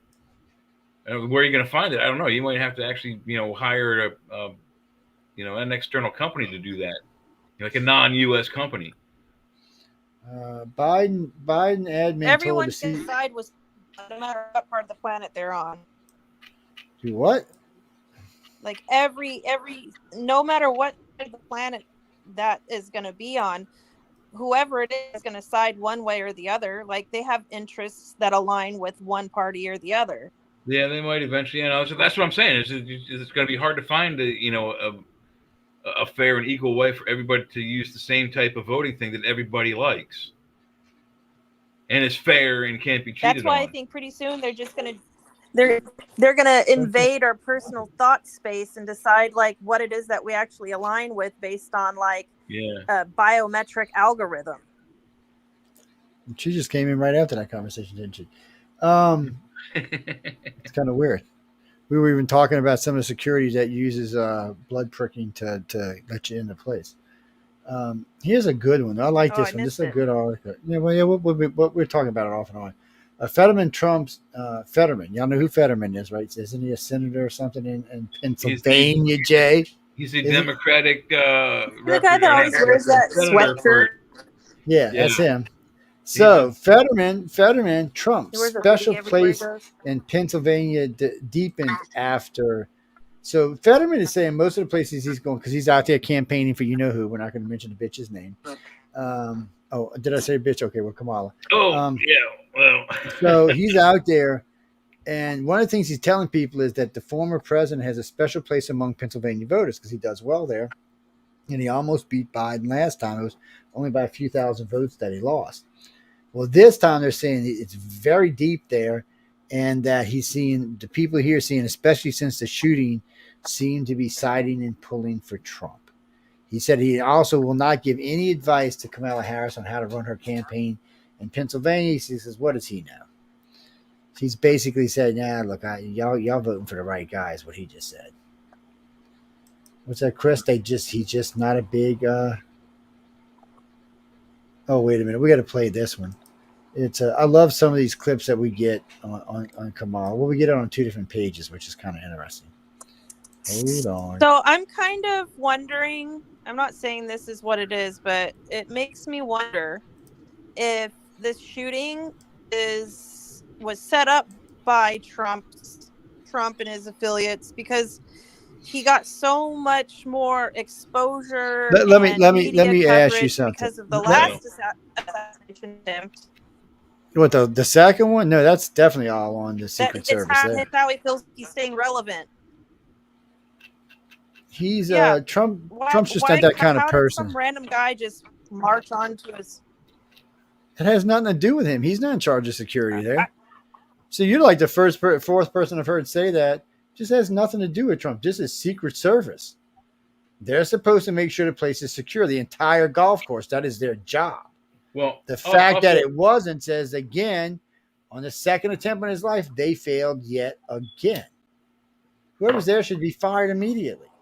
I mean, this is pathetic that there's been two attempts on this man's life and both of them fall on the Secret Service. I agree. There's a definite failure. But to answer Leah's question, did they fake the bullet wound to his ear? It's impossible, really, to say. But let me explain how a fake bullet wound is generated. Not what I was. This that's might help. That's not the one I was implying. No, I know. But I was referring to this most recent one. Well, yeah, no shots were fired at him. They were fired at the shooter. So can you say it was an assassination attempt or just some guy waiting? So he didn't shoot anything. So there was no attempt. But in the first attempt, people have brought into question that the ear was fakely hurt and there was fake blood there and whatnot. And I can't attest to whether that is true or not. But had they done a Hollywood movie special effect with a bullet on his ear, they use a 25 caliber squib in Hollywood. So what they do on the actor is somewhere on the chest where the bullet is going to hit, they put a piece of metal over the body. They put the squib down with wires going to the guy who sets it off. Then in front of that, they put a condom filled with fake blood. Over top of that is a T-shirt which is scored with an X over where the explosives are. Then the costume or shirt that they wear as the character is also scored with an X over the explosives. And then it goes off. And it hurts. What if it was just a tiny little paintball gun? Like, no, it is. No, what if he got shot with a tiny little paintball? No, impossible. Okay. First off, you have to remember that there was a bunch of Secret Service that was there that worked for Joe Biden. Okay, let's not forget there's a bunch of Secret Service and they work for Joe Biden. So they're not going to lie for Trump. The doctor who was just a random doctor in Pennsylvania is definitely not going to lie for Biden. All that press sitting along the end saw a chunk of his ear missing. They're not going to lie for Trump. So, I mean, it's not really a question of did he get shot. Part of his ear shot. missing? Yeah, shot off a chunk of his ear. During the debate? He had surgery to fix it. Yeah. No, during the debate, they've already repaired it. You know, I heard about this second shooter guy, the second attempted assassin, that he was in BlackRock commercials. Well, he might have been. Like advertisements for BlackRock. You know, he was interviewed on Fox News a year or two ago when the Ukraine war started. But he served in Ukraine. Yeah, he went over to Ukraine. He's not just some random person. No, he's a psychopath. He went over to Ukraine at some point to try to become part of the militia and fight with the Ukrainians, but they knew he didn't have any experience fighting or shooting a weapon, so they didn't take him. And so instead, he stayed in the background and did other things like help build things and work, volunteer work, whatever he could do to help, and that's it. But yeah, he's a nut. He was definitely a fruit. Let's play this clip right quick. Literally cannot make this up. Collective bargaining is about saying, let the collective come together around a common experience, which at its core is about dignity and the dignity of labor. That's right. And then let the people hallelujah, baby. I'm sorry, I lost it. To negotiate. Whoever said labor was dignified. And then the outcome will be fair. He has no idea what collective bargaining is. Not a clue. What? She's taking public speaking notes straight from Obama's textbook. But she has gotten better. However, the only thing that she has really gotten better at is evading questions. Yeah, they were talking about that today, and the media is just getting aggravated with her in general now.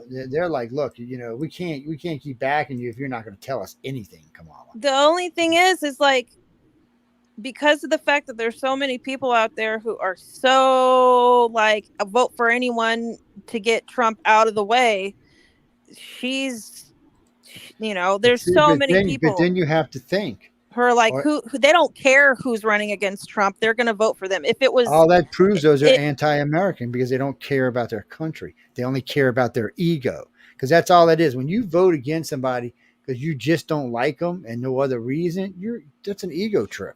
That's what that is. That means you don't care about your country. You only care about your own personal feelings. That's what the problem is in America today. We're too wrapped up in our little own personal feelings.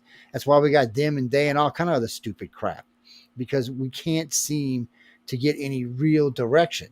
It's like, oh, well, you hurt my little feelings. Well, guess what? It's a harsh, cruel freaking world. Your feelings are going to get hurt from time to time. Yep. And so it doesn't really matter what she says. She could be talking about Fruit Loops on the rings of Saturn, but they'll vote for her still. And that just shows that they're anti-American. And see, people like that, and a lot of people caught a lot of flack for that during Hillary Clinton's election when she was running, because really and truly, when you listen to people speak like this woman, who's obviously drunk half the time and does not know what she's talking about, no. Why would you vote for her? Even if you hate because Trump, they don't know what they're talking about. If she's saying something that sounds completely ignorant, she's saying it with confidence, and that's all they hear is the confident. What confidence? Have you listened to this woman speak? There's no confidence there. She barely pulled it off in the debate. Well, she barely pulled it off in the debate. No network anywhere thinks she's confident. Everybody's shitting on her all of her stuff she put up on her website about how she's going to save America. everybody's shitting on her because her financial plan will put us in a poorhouse. Well, I mean, look at all of the interviews with her. Whenever they ask her those What, important 3? questions, she evades to the point. She says what can be done, what good ideas would make it work. She never tells, like, the answer. They want to know what her plan is to make America better. Never. But this is a perfect example, Jay. But she This is doesn't a detail her plan. perfect example. I've heard her been asked this question 5 times. Do you think America is better off today or when it was under Trump? And she always says the same thing. Well, I come from a middle-class family. She never answers the question. Yeah. She evades it almost every time. Yeah. Because she came from, she had a comfortable background. We know she was kind of a hopper, whore little girl when she was younger. Facebook meme, you know? Yeah. She was out there with Montel and a bunch of them out there. And middle class in California, especially in LA, anywhere down there is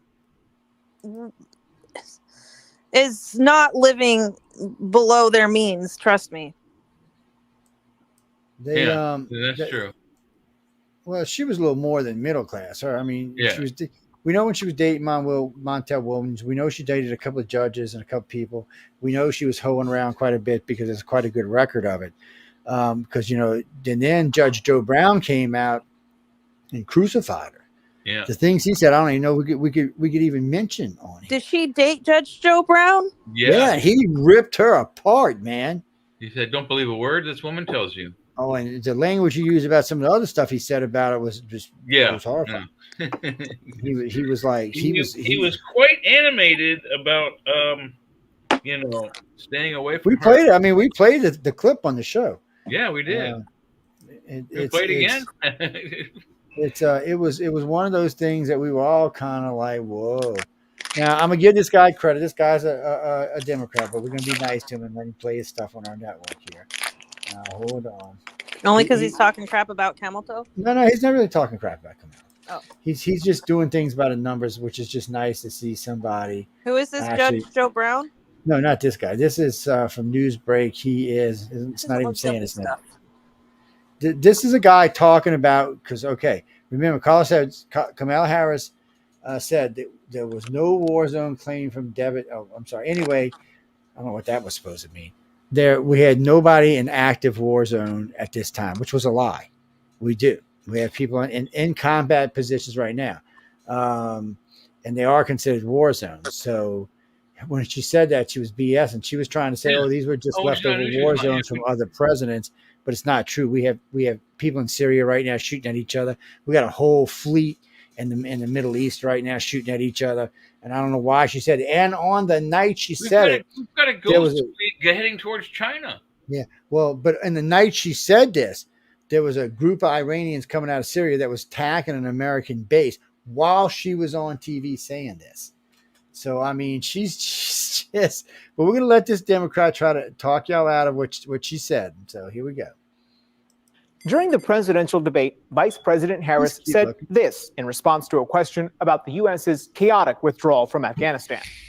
And as of today, there is not one member of the United States military who is in active duty in a combat zone in any war zone around the world, the first time this century. Several of you texted us to ask if that's true. So let's verify.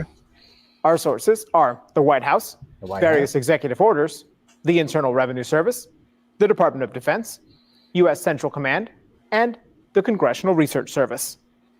Harris appears to be choosing her words carefully here, but her claim is lacking context. Let me explain. A combat zone is designated by presidential executive order. During their administrations, George H.W. Bush and George W. Bush designated these 16 locations combat zones, and the label was never removed. But technically, we're not at war with any country. The combat zone designation is mostly for pay and tax purposes. Today, though, there are thousands of Americans deployed around the world who are actively fighting. For instance, there are around 800 troops in Syria that conduct periodic strikes against al-Qaeda and other Iran-backed militias.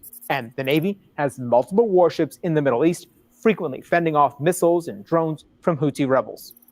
Neither are taking place under a declaration of war, but regardless, members of the military are actively engaged in fighting, which is why Harris's statement that there isn't a member of the military in active duty in a war zone around the world needs context.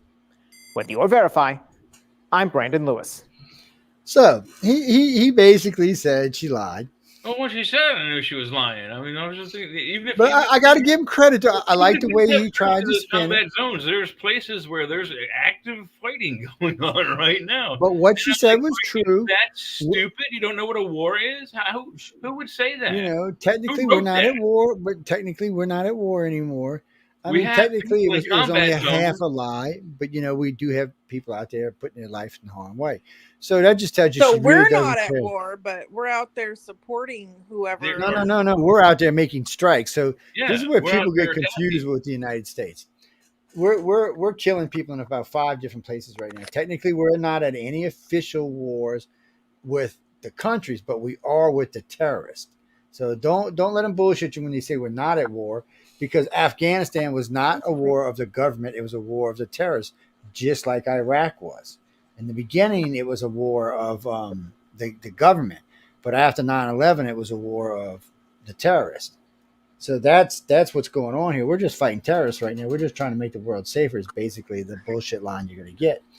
But still, you know, to say that no one's the term terrorist is used very loosely and ambiguously to describe whoever it is that the U.S. wants to claim to be the person to be scared of, like the group to be scared of this time are these terrorists, and then like last time it was those terrorists, and it's just this loosely used term that doesn't really have any specific definition anymore. It does have specific people that we don't like. No, Hezbollah killed a bunch of babies and people. They're terrorists. Hamas killed a bunch of babies and people. They're terrorists. Anybody who kills unarmed humans are terrorists. Well, that's how the United States looks at it. We don't care about it. You can be out there killing each other all day long. Hey, then what was that? What did we do to all the natives back in the day? What was Andrew Jackson then? It doesn't matter, but that's 200 years ago. You can't live in the past. That's not who we are today. We can talk about modern. What about, you just said that, I forget what it was you said, but it triggered the idea that just a few days ago, the pagers exploded on Hezbollah fighters, and then their walkie-talkies exploded, which actually the walkie-talkies, I think, did more damage. But the stats I saw for the pager attack was 8 or 9 dead, 2,800 injured. And no one in Israel is claiming responsibility for the attack. However, hey man, yeah, that's right. I giggled too, Leah. I was laughing at your burp. I was like, that's just brilliant, because it seems that only a very few amount of innocent people were injured, and only like minorly so, and these were like the children of these Hezbollah fighters. So, but the terrorists are mad that this happened to them. These same people who shot a missile into a soccer field and killed, what, a dozen 14-year-olds? How many Palestinians? They're mad that their senior guys got their nuts blown off with a pager. Not children. No, that's not true. Like babies. I'm talking like that's bullshit. Yeah, I know. They babies, and they blew up a soccer field, and they're mad because someone attacked their upper echelon, middle echelon fighters, and what happened? I don't know. What happened, man? Did somebody probe you? Did we touch a touchy subject? I don't know, but in Gaza, there's only been 40,000 people died so far, and I think I've heard numbers upwards of the 300,000s because that's a lie. No, that's just bullshit. And these are Gaza numbers. These aren't. So remember, Gaza puts out its own numbers.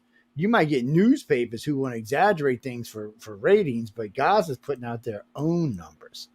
They're counting their own dead. So as well, it says currently right now, with Gaza's death toll 40,000. Here's the conflict numbers. Total death of Palestinians in Gaza 40,005 people. I mean, I'm seeing videos of people bringing out from underneath rubble babies, like literal babies, and they're not Israeli babies, they're Palestinian babies, and they're dead. They're like lifeless little bodies that are being pulled out of the rubble. And what's the point of all that? What's the point of demolishing whole neighborhoods full of civilians? The point is you won't kick the terrorists out of the frickin' place. The only reason any of this is going on is because Palestine will not clean its own house. All they had to do was run Hamas. Let's just get rid of the okay. So you want to live whole... somewhere? Wait, no. Let me finish. You want to live somewhere that your 2-year-old daughter can be walking around outside, and some terrorist can come up and just stomp her brain into the ground, shoot her, and then set her on fire. And then walk across but I don't think that the way they're going about it is very but there's no way to stop it until the problem is taken care of, because it will just basically you're saying genocide is worth getting rid of a few people. So no, you're not thinking about this because I guess you're too young to understand this, but this has been going on with the Israelis for 70 years. They get attacked out of Gaza about every 8 or 9 or 10 years. And they lose lots of people. They're not going to keep doing this. No one's going to live somewhere every time they walk outside, somebody's going to kill somebody. So if it means getting rid of them, yes, that's what's going to happen. Palestine shouldn't be a state inside the middle of Israel. That was stupid when it started. There was no way the Palestinians are going to ever live by this agreement. No, they actually weren't. If you go back, they're refugees. Pre-1946, Palestine was there was no part of that region. There wasn't a Palestinian nation then. Yeah. Well, it wasn't. In their defense, Palestine goes all the way back to like Jesus times. Not exactly the way you think. No, it's not exactly what it is. Yeah. Egypt went all the way back to before Christ, and so did Syria, and not Syria. They weren't even named that back then. What Baghdad, the Persians controlled that whole entire region for a long, long, long time. And then it was divided up into Iran, into Iraq, and Palestine, and all of that. And then Israel came in and kicked the shit out of 7 of them and took their territory back. So you got to go back all the way to Moses to know what's actually going on here. So it is a biblical war. It's a biblical war. It's what it is. It's all over the Temple on the Mount. That's what this is about. So, like, how are we not supposed to look at this and think, oh, this has nothing to do with like the biblical Armageddon? This has nothing to do with the end of times. It really doesn't. It's been in conflict since before written time. Nobody knows why. We're fighting over for some stupid reason, but nobody's willing to stop and give up. It just keeps getting worse and worse, and the suffering is just everywhere. But it's this not is just an easy. There's a ripple effect. It's an easy fix. This is an easy fix. The Gazans just need to police their territory and stop letting terrorists live in their state. Well, pretty soon there won't be any. Same goes for the Lebanese. The Hezbollah and Hamas use there's millions of them living there. They're not going anywhere anytime soon. Look. This tells you something right off the bat, Leah. No country around there will accept them into their country. That's how much trouble they are. The freaking Egyptians built a wall so they can't get into their country. It couldn't have anything to do with AIPAC or the fact that they're afraid of the Israeli government at all. No, it's not. It has nothing to do with it. They said no when they asked. They formally asked Egypt if they would take them. Not just Egypt. They asked Saudi Arabia and several other countries. Would you take these Palestinians? They said no. They're nothing but trouble, and they don't want them in the state. They're refuges for terrorists, so nobody wants them there. When you've got as much terrorists connected to them, nobody wants them around. It's their own fault. I think you can look at any country, and you're going to be able to pinpoint a handful of so-called terrorists. No. There's nobody in this country that has ever done that ever. No one's walked around stomping children's heads in the ground, setting them on fire, because we would have wiped them out of fucking existence. Completely and utterly, we would have wiped them out of existence.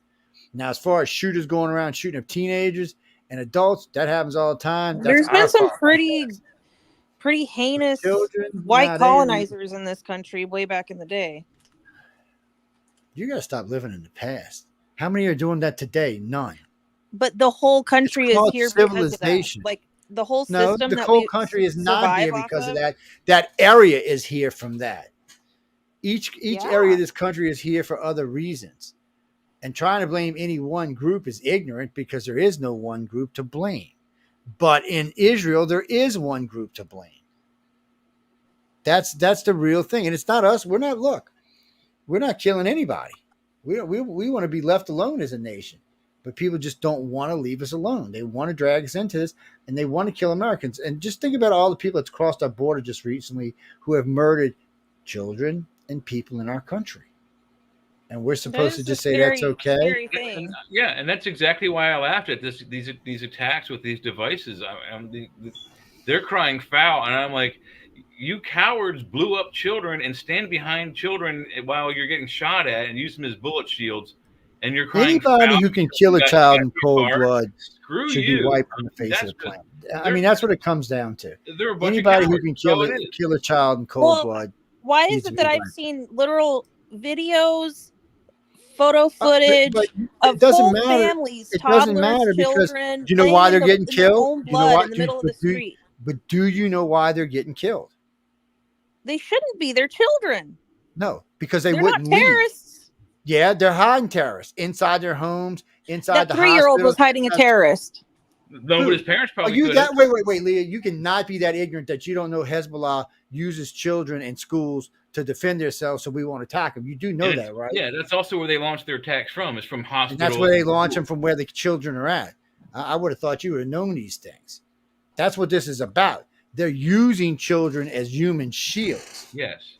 That's why the children are getting killed. And they're crying foul. Not because of the Israelis, because of the Hezbollah.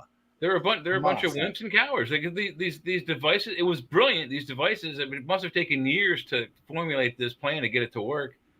And the only reason why they had to use it is allegedly whoever was in charge of it got wind that maybe the Palestinians were getting wise to their plan. So before the devices were looked into any further, they were detonated. So every school and every hospital in Gaza right now currently has Hamas living there. As a matter of fact, they just killed 2 of the leaders the other day in one of them. Yep. You can't allow that to go on, because if you stop the war, they're just going to go back and start killing people again. Why are there so many Israeli supporting groups of people who are calling for the blood of innocent? Like, who cares if they're dead? They hate them. Like, it's like a hatred that they have for not the terrorists. It's always been that way over there. That's what the region has been like. Nobody knows. Like I said, they're fighting over whatever reason they're fighting for. All sides have forgotten the reason. They're just out there spouting hate towards women, children. Doesn't matter. Like, they don't have to be so-called terrorists. They just have to be of Palestinian culture for them to say they deserve to die like pigs in the street. I haven't heard any of that. Matter of fact, I've heard quite a bit of Israel want to stop the war to save the Palestinians. That's the big movement. That's the movement that came to the United States. That's maybe all I need to catch up. Maybe I haven't. But the problem is nobody's going to stop this war until these terrorists have been removed from the area. And the Israelis have been telling the Palestinians, get the blank out of there for I don't know how long. Since the war started, go somewhere else until this is done and over with, because it's a war zone. You can't live in a war zone and not expect to get killed. And as far as I know, if I remember the number correctly, and you can go check, I want to say it's close to 11,000 kids that have died there, 10,800 or something. So I know you can't believe everything that you see and read on the internet, right? But I've seen a lot of videos about people that are out, like Jewish settlers or Israeli Zionist settlers who are in this area trying to basically set up camp, and they're removing the people that have lived there for decades with their families. They're pulling them out of their homes and claiming them as their own. And at the same time, these families are later found dead in the middle of the street. And if that was true, the people who were claiming their homes would also be being found dead, because all the other Palestinians would just kill them, especially if they were Israelis living in Palestine. Yeah, and sometimes you just got to work through some of the bullshit, because certain things are not going to happen. Recently, if you don't recall, it was a few weeks ago. No, I don't think any of the families were killed, but several apartment complexes in the Midwest, I don't know, was it Ohio or Michigan? Several apartment complexes were taken over by illegal immigrant gangs. I heard that's going on in Colorado too. Yeah, it was going on in Colorado too. Yeah. It's been going on in a few places. And see, that's the problem when you have people who don't like your country. So Kamala and Biden are pretty much anti-American. Matter of fact, I would venture to say most Democrats are leaning towards communism these days and socialism. We already know a bunch of leaders have been associated with it. We know the squad and all of them are definitely Bernie socialist. Sanders. We know the vice president of Kamala Harris is definitely a socialist. Kamala herself is what they call a far left. So is her candidate for VP, Tim Walz. They're both extreme. Yeah, that's what I just said. Yeah, he's a socialist. That's what he is. But they're still socialist or communist. Either way, they're both extreme left. Yeah, and then of course, so for the Democrats, they want the country to become a social country. Then they can, once they take control, they have control. There's no more voting or any of this other stuff. It's just a socialist country, and the government picks the government, and then we're stuck. So it's just kind of sad that we're even in this predicament, and we shouldn't be here. But somewhere along the line, the Democrat was a decent party, and then they just started going more and more and more and more communist.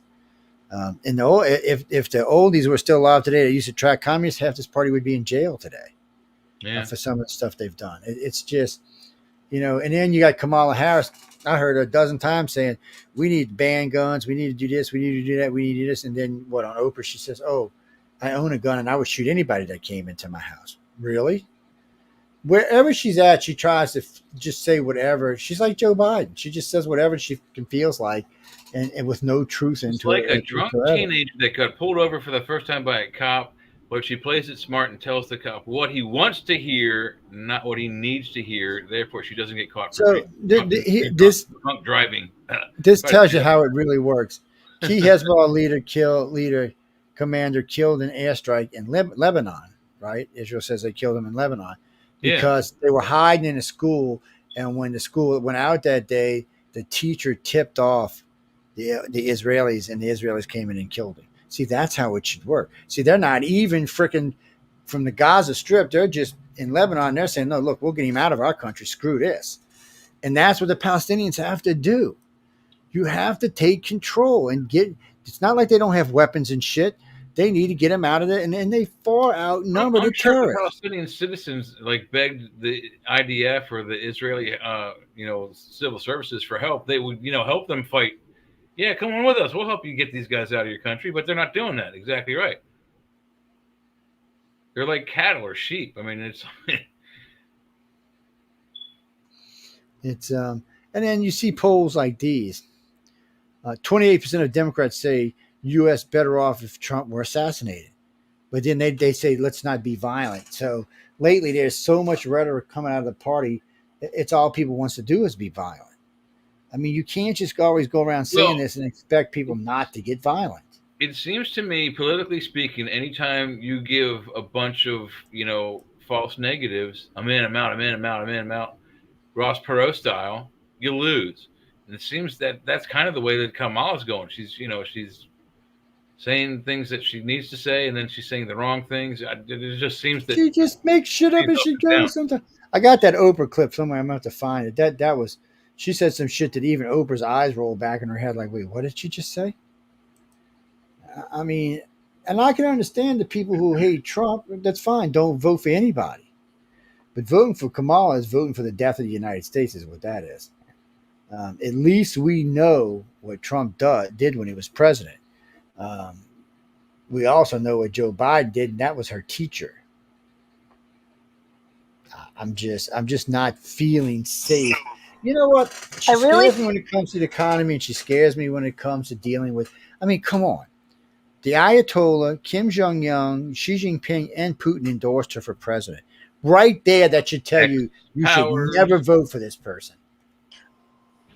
It's of my opinion only that Trump shot himself in the foot in that debate, and I think his only way of redeeming himself is to have another debate with her where he wins the debate. He's currently leading in most of the major polls when it comes to the swing states, and I would agree. Through the middle of the debate, he did shoot himself in the foot, but the closing part of the debate took him out of the doghouse. Too many people, you see it all over right now. It's all over TikTok. It's all over Instagram. They're playing the last 10 minutes of the debate. He did nail it, and she did. She did do better in the middle of the debate, though. So it's just all in how you want to look at the debate. And I've even started noticing a lot of the Democrats now are changing course. She spouted a lot of nonsense, but the way she spouted it was I mean, the whole cats and dogs thing turned out to be bunk, but I mean, they were both lying. Well, no, the cat thing didn't turn out to be debunked. They've been showing all over so they got 2 different sheriffs with body cam footage showing a woman sitting on the damn sidewalk eating a cat. The lady's got cameras from her damn doorbell cam.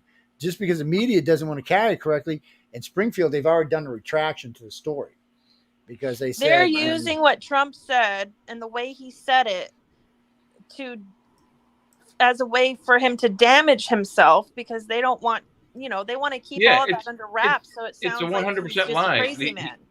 He never meant the group that's claiming that hurt from the speech at the debate are legal immigrants from Haitians.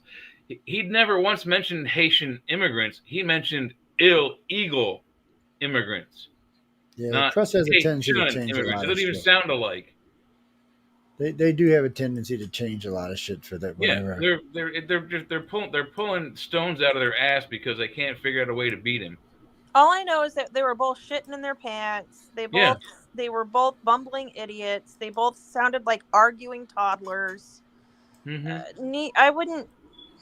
Neither of them are somebody that I feel like have the mental fortitude or capacity to run a country. But he already proved he can run a country. That's the thing. Yeah, she has it. He has. He had. You know what his unemployment rate? I mean, his inflation rate was when he was president. 1.78. Was lower than that. It was 1.25%. Oh, I heard a lot of people talking about, everything was cheaper when Trump was president. Way cheaper. But not cheaper, but what about way cheaper. What about the people that say that was enacted before Trump was even president? He just was. No, because Obama had the worst economy in the history of the United States. I don't know where they're getting that from. Obama's economy sucks. In office before him. No, that had nothing to do. Okay, you could say that for the first 2 years, not for the whole 8 years. He created that horrible economy. Trump said what he was going to do to change it right away, and he did it, and it changed. Yeah, within a year. The difference between Trump, Kamala, Biden, and Obama is Trump's a businessman. He knows how to make money. And he knows how to make things happen. You know what? He knows, the thing that we were just listening to Kamala, collective bargaining, he actually knows what it is and how it works. It's a big difference. Part of the Democratic side's fear is that it will become, if Trump's good at making money and whatnot, it'll become apparent that all the United States is just a business. It's just a business to be run by the corporate, warmongers. Welcome to the corporated in the United States. Well, Trump's not a warmonger. He didn't start any wars while he was president. He ended one and was trying to end another. President. No, it does matter. The wars go on the president. That are really running everything. No, corporations are not running things. Jesus, corporations wish they were. You know why corporations aren't? Because corporations can't agree with each other. That's why they're not running anything. Elon Musk will tell you.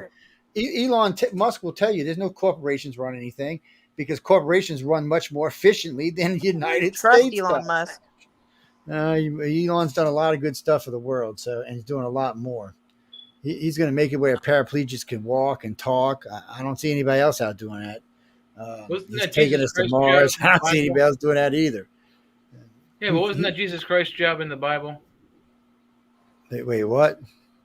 What, making people walk, cripples walk, and lepers heal. That was one of the things. And he might even cure leprosy. No, he did. Yeah, allegedly. So the thing of it is, when you get to Elon, he's done a lot of good for our country. He's not like Mark Cuban, who's always trying to screw us over, or any of the other ones out there that are just trying to rip us off. Yeah, I don't know if Mark Cuban's trying to rip everybody off, but he is always out. Mark Cuban is definitely trying to rip everybody off. He's horrible. He's trying to make a quick buck cheap. Yeah, I get you that. Yeah, he's like not that. No. He's a socialist. He spends $400 to $500 million a year on socialism. That's what he does. Everybody he backs and everybody he pushes is either a socialist or a borderline socialist. That's his goal is to make America. So he's actually said that, and not just him. Bill Gates has also said it, and they both believe in eugenics, both of them. So that's another thing that tells you about both those men. What was that? Bill Gates has been a shit for decades. Yeah. Yeah, I mean, he was over there forcing inoculations on the Indians far longer than we had to deal with it. But on the same token, though, you've even said it. We can't be certain that Elon Musk isn't going to be, like Drax, Oh no, he might be the evil bastard in the end. You know, he might start his own world. Establish a colony on Mars and then drop a virus bomb on Earth and kill everybody. And he might. Certain genetic, that's the thing. He might. So people, y'all better get that's on. I got a ticket. By the way, I got a ticket on the first ship, so I'm okay. But the rest of you poor bastards, I don't know what to tell y'all. Yeah, okay. So Joe, think about this. Think about this eugenic scenario. You know, Elon Musk knows he's got to populate his colony first, so he tests the virus. Anyone who survives the virus can stay on Mars and help him reduce the rest of the planet to rubble. And then by the other planet, I mean Earth. Think about that. I'm not going to Mars with him. No way. Oh man, he's not gonna be like that. Because the people he's gonna choose to go to Mars is the people he needs to make Mars. He's gonna need people with trade skills, people that can spin screwdrivers and That's what I'm saying. So all the people he's picking to go to Mars is people he's gonna make sure that they're safe and got their stuff together, and because he needs those people. You know, it's just one of them things, he needs them. What's that, Jimmy? What? Trump's a bastard. What are you talking about? But let's examine this. Joe Biden becomes president. Kim Jong-un starts launching ballistic missiles and building nukes. Trump was president. Trump said, I know where you live and I will take you out. We didn't see Kim Jong-un for 3 years, and he never launched one missile after that. It got so bad his sister had to take over the country. Xi Jinping didn't do anything to piss Trump off. And Putin was like, well, we're not. He said this himself on TV just recently. Well, we weren't friends, but we weren't enemies either, like we are now. His words. So that tells you right there, they fear Trump. Trump put sanctions on all of them, bankrupted them. He brought America from the brink of bankruptcy, and while China and Russia were growing and expanding at an unprecedented rate, stopped their growth and brought ours back up. I've never seen a president in my entire life do that. The only one that even came close was Bill Clinton when he turned the economy around after Ronald Reagan spent trillions of dollars or hundreds of billions of dollars on weapons. Yeah, and his voodoo economics, which is hurting us now. So, but the problem is for anybody who's talking smack about Trump is he has a tried and true record, and you can go compare prices from today against prices from when he was president, and there's no comparisons. It is sad. Somewhere on a couple of pages, I've actually posted the actual legitimate thing, like eggs 99 cents when he was president, eggs $3.99 today. Gasoline anywhere from 99 cents to $2. Gasoline actually, today. In this area, we just found out eggs were $4.97 for 18, but that's still a lot. We tracked it on the show though, because I have a gas station right outside of my window here. I can just look at their prices, and we did so all the time throughout the last. Well, we'd actually brought the link. I know it's on one of these pages. God knows where, because I get so much crap on these Facebook pages. But was that the one? A newly recovered video shows Tim Walsh. Oh, I love this one. Tim Walsh was thanking Nancy Pelosi for recognizing his service on the battlefield in Afghanistan, which, by the way, he's never been there. The guy, he's still delusional. No, she did that. Not even him. He just took it because she was giving it to him. It was just unbelievable. Stuff like that is just unbelievable. And he didn't get any trouble for it. He should have been in all kinds of trouble for that. But he's a Democrat, so no big deal. Well, that's okay. There's probably a nice ex-military guy out there who will give him a good mouthful at the next rally. Oh, and by the way, speaking of mouthfuls at rallies, there was a video that went around on Facebook today or yesterday that showed the Harris Wallace van, and I think you can see Wallace standing out in front of the van, or rather more like a concert bus. But the people standing behind the barricades are all holding Trump signs and going, "This is a Trump town." Have you seen that? Well, think about this. It was hilarious. The Teamsters Union hasn't voted Republican, I don't know, in 80 years. They refused. They refused to endorse Kamala Harris, and 75 or 82% of their people said exactly. I think the news said that they refused to endorse any candidate.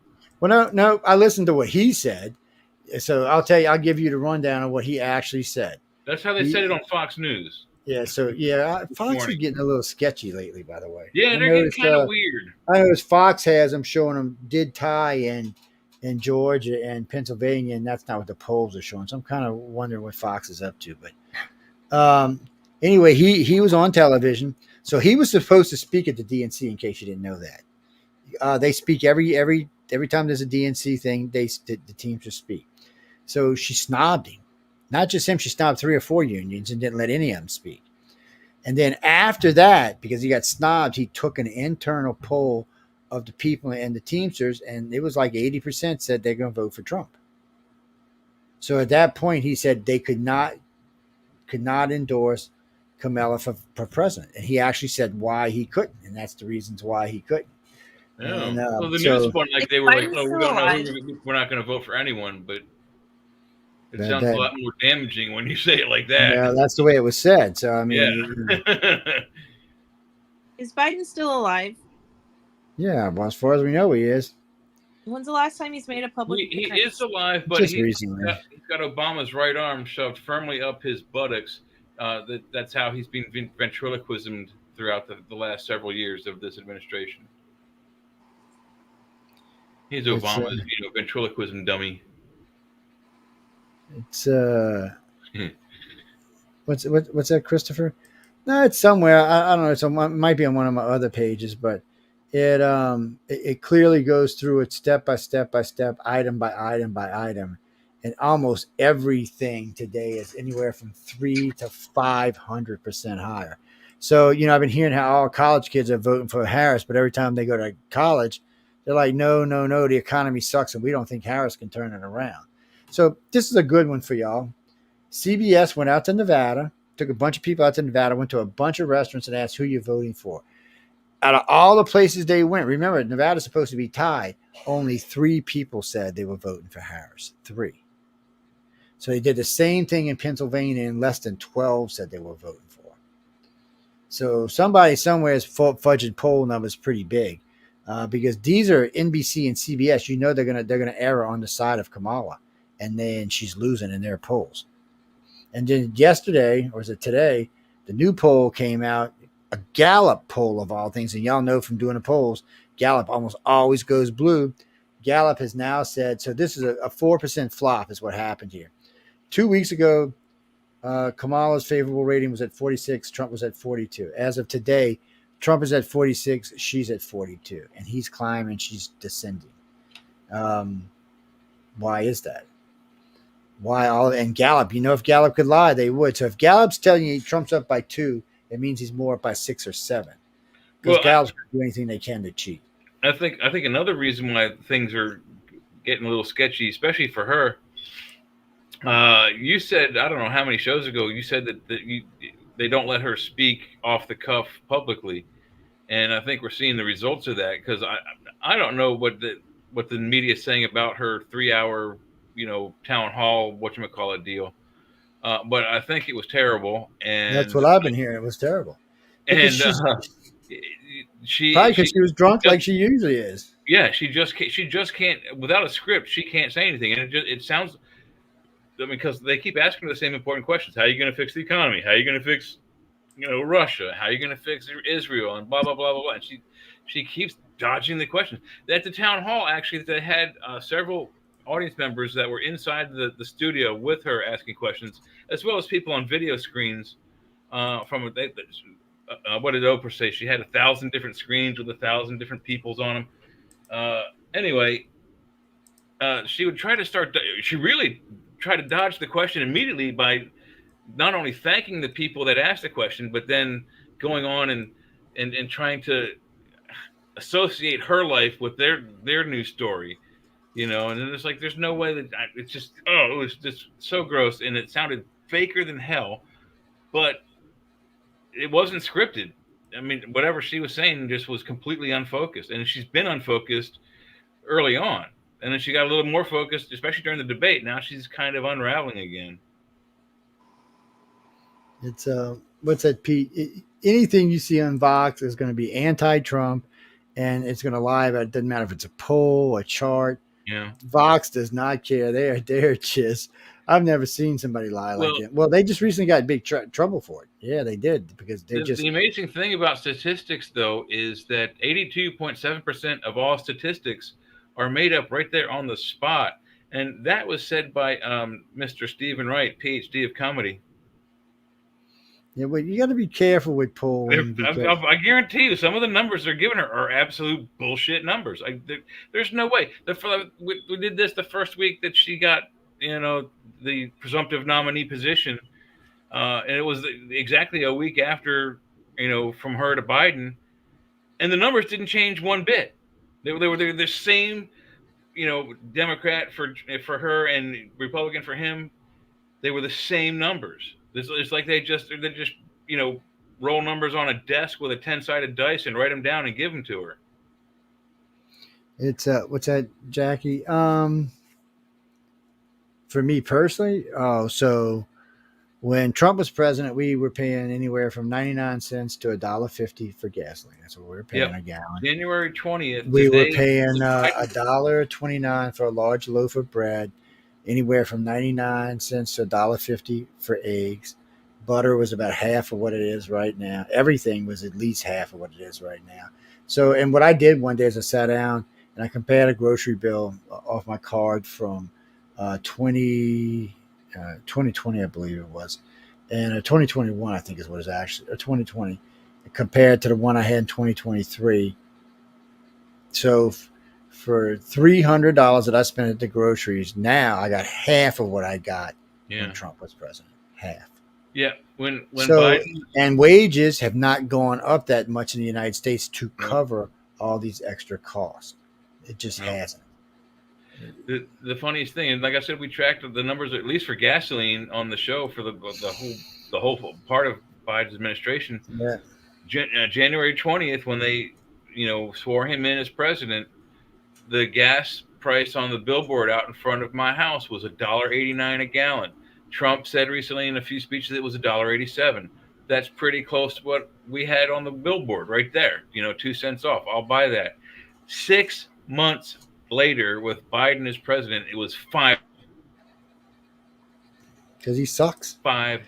But you know what he's been doing? You know what he's been doing, but I noticed that nobody wants to talk about is he's been sneaking back a lot of Trump's policies. Some of the wall stuff that, went ahead and improved that. Some of the border stuff, he's went ahead and improved that. There's been a lot of stuff, the Space Command and all that. There's quite a few things now that he's going back to Trump's policies because Trump's policies was better than his. Yeah. And he figured it out, but he can't do it in such a way that he loses face. You know how that is. What is this one? This is abortion. What is this about? Kamala Harris, abortion misinformation. You know what? We'll save that for a different night. I got a question for you, Joe. Now, almost every speech Kamala has, she keeps saying so much is at stake, but she never specifies what's at stake. What are we going to lose? What are we about to lose? Is she seeing into the future something that's about to happen? We're going to have a dramatic. What I don't understand is when she says that, and then I don't know. I mean, the country did well on him. Our enemies were at bay. Our allies were happy, making money. We weren't tied up in stupid new green deals and paying the Europeans money because they polluted, and we got to pay more because they were polluting with us. I mean, there's just some bullshit going on. I was making the most money of my 50-some years in those times. I mean, and then things were good. The real problem here is when Biden took over is everybody had been off for 2 years because of COVID. And then Biden took over, he just did not know how to jumpstart the economy. It took everybody about 3 years to even start moving again. Then when they did, he bitched because they were spending too much money, and that's what was causing those high rates of inflation. I was thinking, this guy's a loser anyway you look at him. He was barely senator, and before that he was what? He was a county he like an event planner, something like that. Isn't that what Obama, Obama was, He was an event planner. Joe Biden's been planned the Easter Day hunt for the kids on Easter Day in Chicago. He planned, when Santa Claus came down in the parade. He's not a businessman, And besides, even in the 80s, you can tell that he's not that rich now. He's not. He's not one of the richer people. But they were talking about what's his name, the guy, Homeland Security guy, Marauder, or whatever his name is. This guy's got he's making like $8 or $9 million a year, and he's not even taking care of the border. And they're all pissed about this. Seriously, A lot of people are all over this. Oh, wait, is this the one? Maybe we will listen to this. Let's see. Hold on. And then we're going to do some polls, and I'm going to smack Leah around for a couple minutes. What? And yes, because we love her. That's all. I'm listening. Let's see. Oh, shit, that was good. Was that Philip?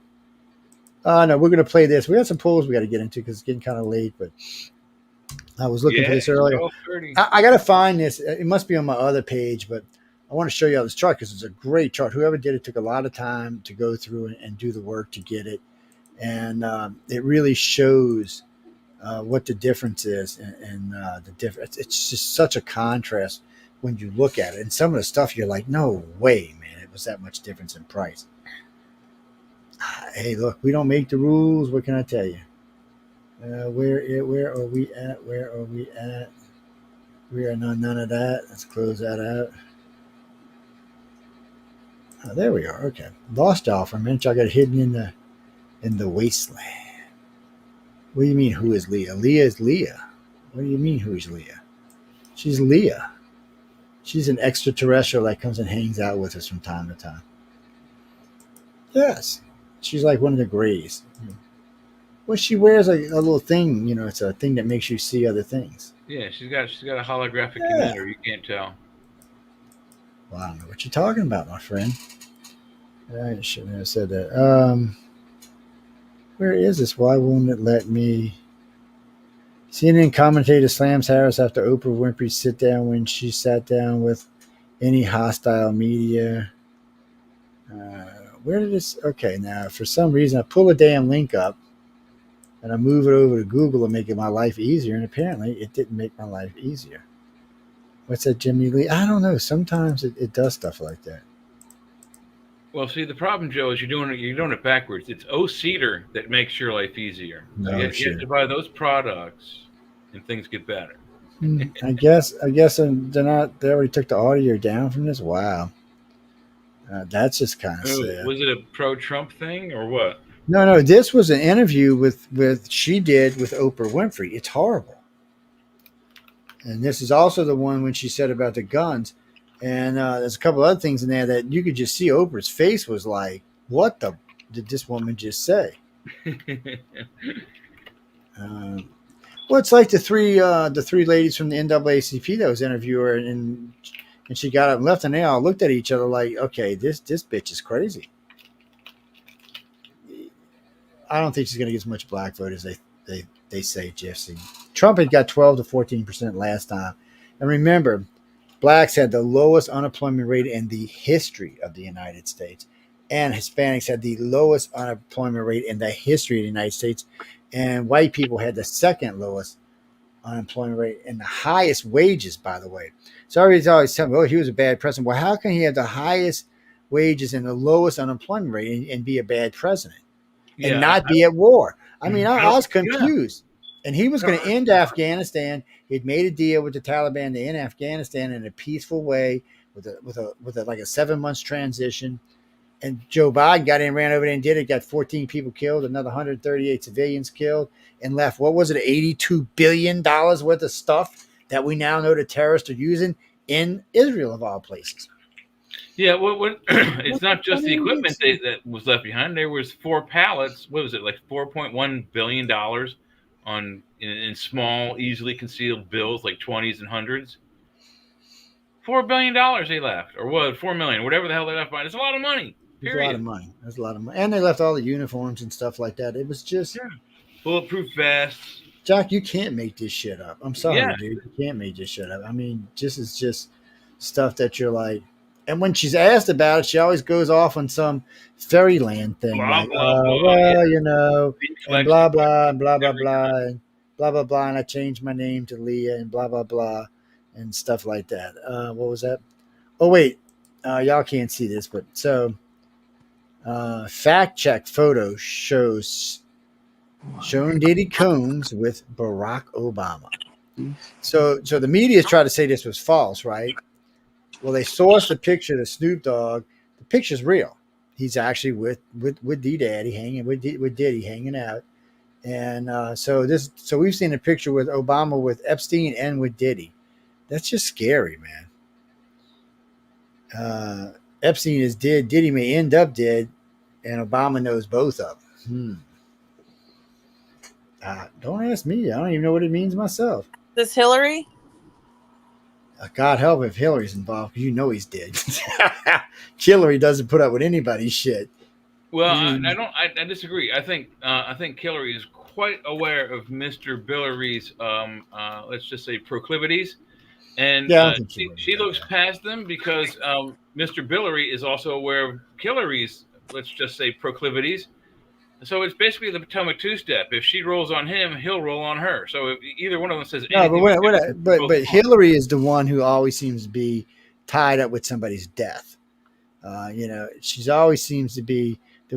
They give Hillary credit for 132 deaths from different things, like right. And in their that thing in Arkansas, 9 of those people died and testified. Some other people that were doing that New York case against her ended up having perfect heart attacks. The doctor called them. And then, correct. Of course, what's his name? That was offered a job. He was working for Bernie Sanders at the time. Seth, anyway, he was found dead on the sidewalk down the street from a bar. A shot through the back of the head. No wallet taken. No money taken. Quite a lot of money on him. He had jewelry on him. Yeah. Everything. And there was no blood suggesting he was shot somewhere else. That's exactly what I'm saying. He knows where all the skeletons are buried, and she knows all of his, extramarital affairs. In fact, in their estate, wherever the hell they live, I don't know where it is, upstate New York, whatever, I don't know. In the East Wing, he lives there with his girlfriend, and in the West Wing, she does whatever she does. I mean, they have enough evidence on each other to roll hard on each other. I don't think they're going to be a hard team to beat. But that's what I'm saying. If either one of them had a connection to Diddy, he's dead. Yeah. That's the thing with them too. What's that? Oh no, man, I'm serious. Yeah, I'm serious, man. I heard they have a piece of land in, like, I want to say southwestern Arkansas. Well, they do definitely own land in Arkansas. Used to transport illicit substances and whatever else. Like, they were like gangsters of Arkansas, supposedly. They are definitely.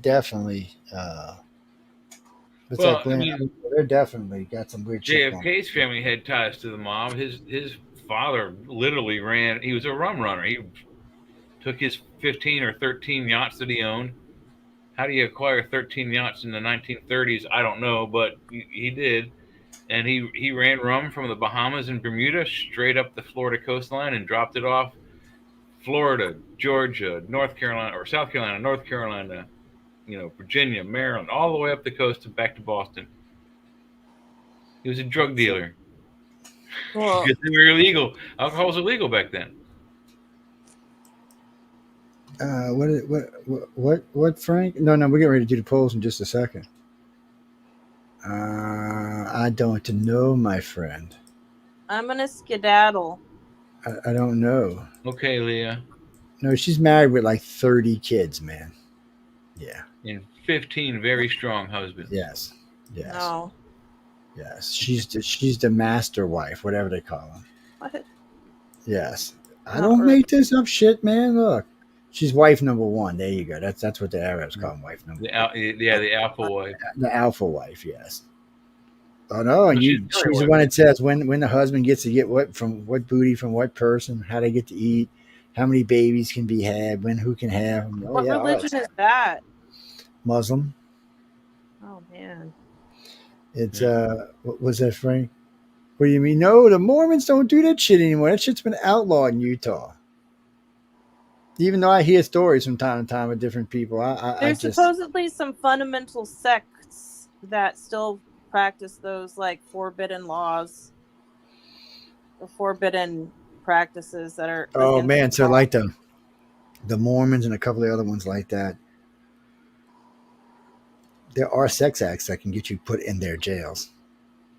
I hope you all have a good night. I ain't making it up. Leah, thanks for popping in. So let's see who was over at 5. Good night, Leah. Be good. Let's see who was over at 5:38 and see how their polls are doing. Sorry, AOC's Israel precision attack against Hezbollah was human and legal. What? I must have read that wrong. Say that again. Sorry. AOC. Israel's precision attack against Hezbollah was human and legal. Humane and legal, sorry. Humane and legal. Is she referring to the pager and walkie-talkie attacks? I guess it's the Israel's. Well, that's weird because there's another interview. Israel's precision attack against Hezbollah was humane and legal. There's another interview with the interviewer is on camera walking with her as she's like leaving her office to go home for the day, and she walks with her all the way to the elevator and asking her about specifically that same thing, and she said no, it's not fair and humane because it's specifically denied in the DoD, I guess, war playbook that you can't use she called it a booby trap, which is defined as a device like a cell phone or a pager or a walkie-talkie or radio, television, etc.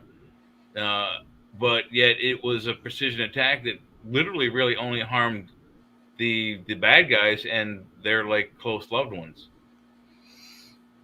Yeah, no, it was one of those attacks that should have happened. So these people got to be taken out, and that's more humane than other ways. No, some places you can vote now already. I think we're 50 days out. I'd have to go count. Pennsylvania started already, I think, this week. No, I'm pretty sure like 50 days. No, there's 31 in October, and there's still 10 left in this, and 41 days. I have 40. It's 48 days. Yeah, so about almost 50 days. So yesterday was 47. Today's 46.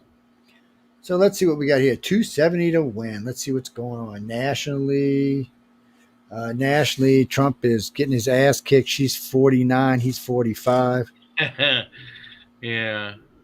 Arizona, Trump's 47. She's 46.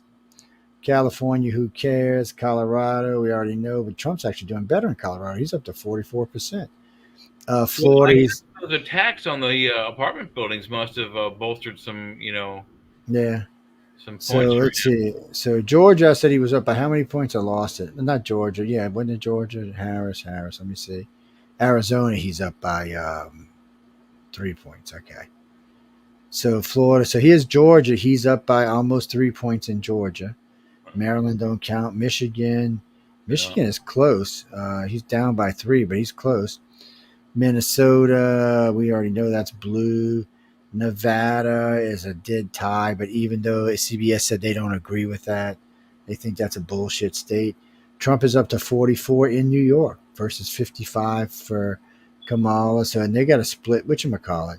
North Carolina, Trump is up by a point. Wow. Ohio, Trump's killing her.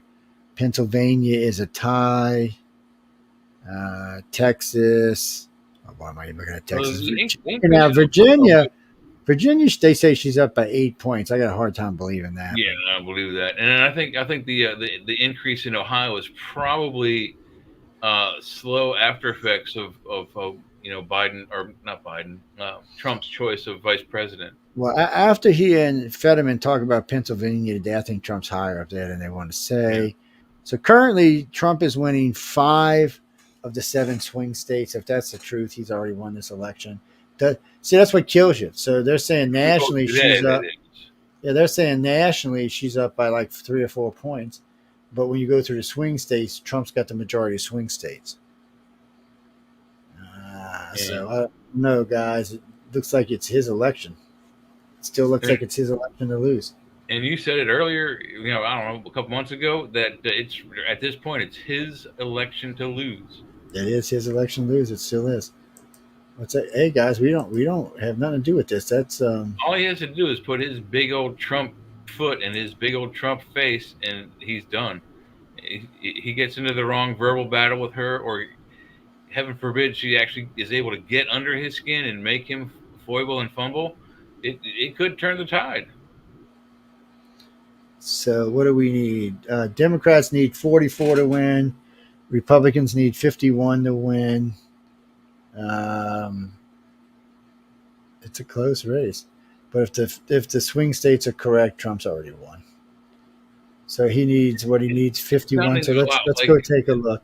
It's something like the Hillary Trump election where it seemed like she was going to win, and then you wake up the next day and all of a sudden he won the electoral. So bam. Yeah, Liz, what's her name? Lily White had called it at 7 p.m. that Trump was going to win. Yeah. And she had it on the ball. She just knew. So let's see. So Trump needs 51, they said. So let's see. 16 in Georgia, 11 in Arizona. What is that? 27. 6 in Nevada. It's 33. He's not going to get. He might get North Carolina. Well, no, let's go up to Pennsylvania. 33, 43, 52. That gets it to him. So if he takes Nevada, Arizona, Georgia, and Pennsylvania, he's won the election. Let's see if he takes it 52, it'd be 3. He'd only be 50. It'd be 1 short. So you'd have to take, if you don't get Pennsylvania, and you have to get North Carolina and either Michigan or Wisconsin. So right now, though, it looks like he's got the 4 states he needs to win.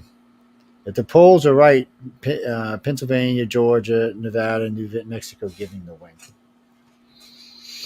It's always funny when you look at these maps because it says 1, 2, 3, 4, 5, 6, 7 states up there. It's just that many Democratic states. You also stated in the past that the key state, if he loses Pennsylvania, he has to win more of those. He has to win more states, yeah, because Pennsylvania's got more votes. If he wins Pennsylvania, which must be, and Pennsylvania is known as the Keystone State, it is the keystone to him winning. He's got to get Pennsylvania to make it an easier win. He does. If he gets it, it's a much easier win. So we'll see where it all goes. It looks good for him right now. I'm not believing Kamala's doing all that great. They're going to keep trying to say she is, but judging from that poll alone, that's 270 to win. Trump looks like he's got the 270 to win. Oh, let's go see what 5838 has to say since they changed all of their these people are cheating out their ass. They used to be pretty good, but they changed all to people we've never even heard of before. Outward Intelligence, RMG Research, Victoria Insights, Emerson, Morning Call, TTIP, PTIP. None of these were here 3 weeks ago. They were all something else. So let's go see what the Napoleon Institute says. Harris up by 2. Outward Intelligence, Harris up by 6. Outward Intelligence, Harris up by 6. Matter of fact, let's see. Victoria Insight, Trump up by 4. Emerson College has been following Trump or even. Morning Consultant or even. America Greatness, they're even again. And remember, these are hardcore blue area here. There's a lot of even. If they're hardcore and they're fudging the numbers anyway, why don't they just put her 75 and him at 42? Because they can't cheat that much, they get in trouble for it. It's got to be, and the idea for them is just to keep it close. It's easier to cheat if the polling numbers are close. Yeah, that's how they did it with Hillary's numbers weren't close enough to cheat.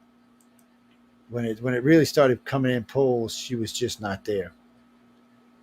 Let's see what we got here. This is Real Clear Politics. They're always interesting. So let's see. Virginia, Trump, and Harris. Now remember, Real Clear and the other one had them up 8 points. They're only 2 points up on this one. Nationally, the last one and this one have them tied. So Fox News has Harris up by 2 points. Wow. Rasmussen has Trump up by 2 points. I noticed Fox has been kind of going blue a lot lately. It's New York Times Cena. This is New York Times, which had Trump winning last week. Had Harris winning last week. Now has her tied with Trump. This is the New York Times, people. The Hill, which is another blue one, Trump is up. And the Hill again. Marius, Trump is up. Washington Post, Harris and Trump are tied. Anytime you see tied, I bet you Trump's ahead. Yeah. So in most of these, it's either tied or Trump's up. So that's what I was saying. It looks like slowly looking like that her honeymoon period is coming to an end. I'm starting to see more and more meanness online, more and more nastiness online. What's that, The polls are Caroline? going back to where they were more favorable to him, early on with the Biden administration. Well, what was that? We got 5 weeks, and anything can happen in them 5 weeks. 46 days. What's that? You agree with Leah that he should do another debate? It's up to him. I don't think at this point, unless he goes in and slaughters her ass, I just don't think it's going to make a difference.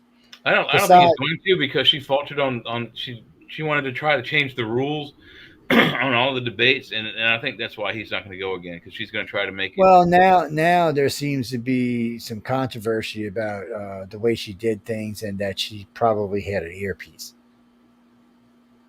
Oh, well. Yeah. Oh, yeah. Cheating. Yeah. So they showed several pictures that looks like she's got an earpiece in her ear. I don't know. I can't tell. I haven't seen them. I don't know. I'd like to tell you she had an earpiece or not. All I can tell you is that's what we've heard. Well, let's look at it this point of view. If it's a liberal site, they're going to probably debunk it. And if it's a conservative site, they're going to try to prove it. We don't make this up, people. Look, we'll look right here and let's see. During the debate, let's see what we find. What? Oh, no, Sean's off tonight. Yeah. So let's see what this one says. Fact check. Post claims Harris earrings were secret earpiece to help her during the debate. Here's what we found. Let's see. Harris wore wireless in her earrings instead of 24th debate. President Donald Trump supporters of the claim believe the technology Nova H1 audio earrings, which are wireless earpieces embedded in the earrings.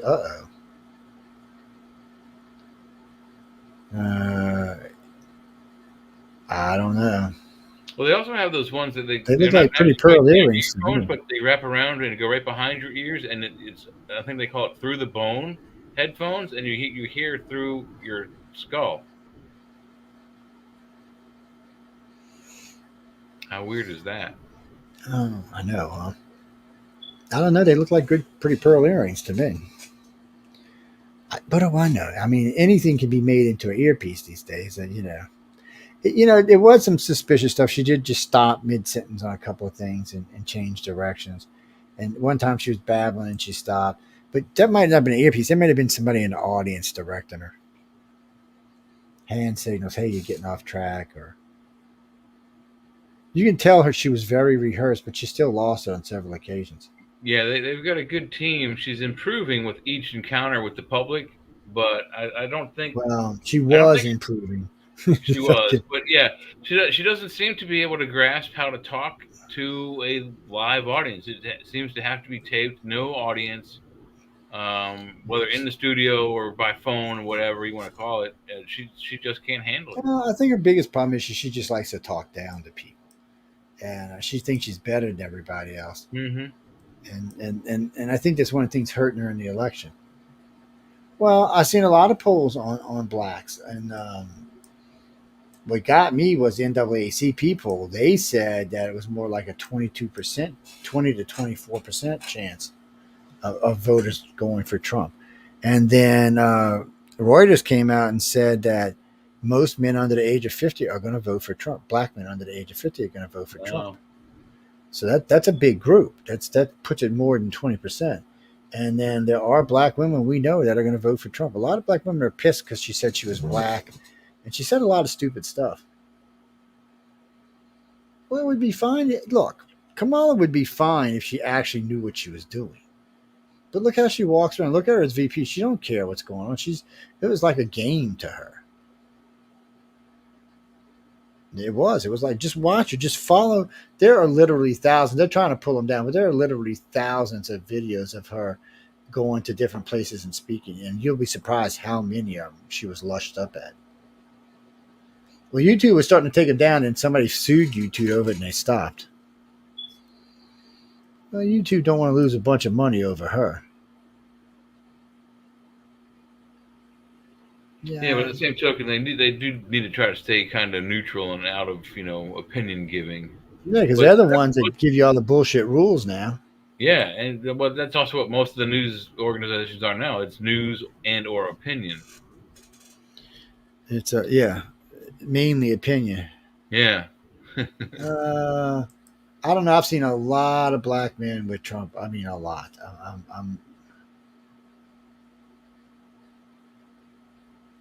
You've even got black governors backing Trump now. And then it says, then you've got this one. I love this one. Majority of black swing state voters back Harris as Trump makes inroads with black men poll. Now, this is a Fox poll. Okay. It says, among black voters, Trump polled best with young men, but still loses handily with 16% to Harris and 75%. What is that? Y'all didn't even do this poll right. So he gets 16%, she gets 75%. I'm betting you're wrong. And actually, if that's true, he still wins. I've never seen a Democratic president win with less than 90% of the black vote. So I don't know. They might already be in trouble. That might be one of the wasn't there someone in this discussion we're talking about? Wasn't there someone who said that he asked a black caucus of black voters, "What have the Democrats done for you lately?" That was Trump. That was Trump in 2016. Yeah. No, I know. That was a rhetorical question, actually. Oh, I'm sorry.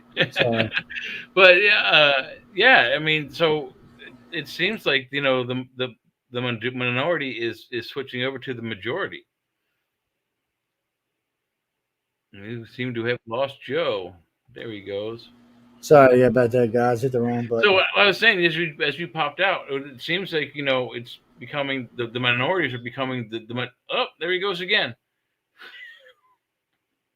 You can probably still hear. I don't know. Can you? There you go. Every time I go to hit Google out, somehow or another it throws something's thrown off. But anyway, what I've been trying to say is that it seems that the minorities are going to become the majority that are going to define this election. They're gonna define, and then you got all the Hispanics coming in too. Most of them said they're going to vote for Trump. So all the Hispanics that are registered. I mean. Mm-hmm. But then when you look at who's saying these polls, let's see.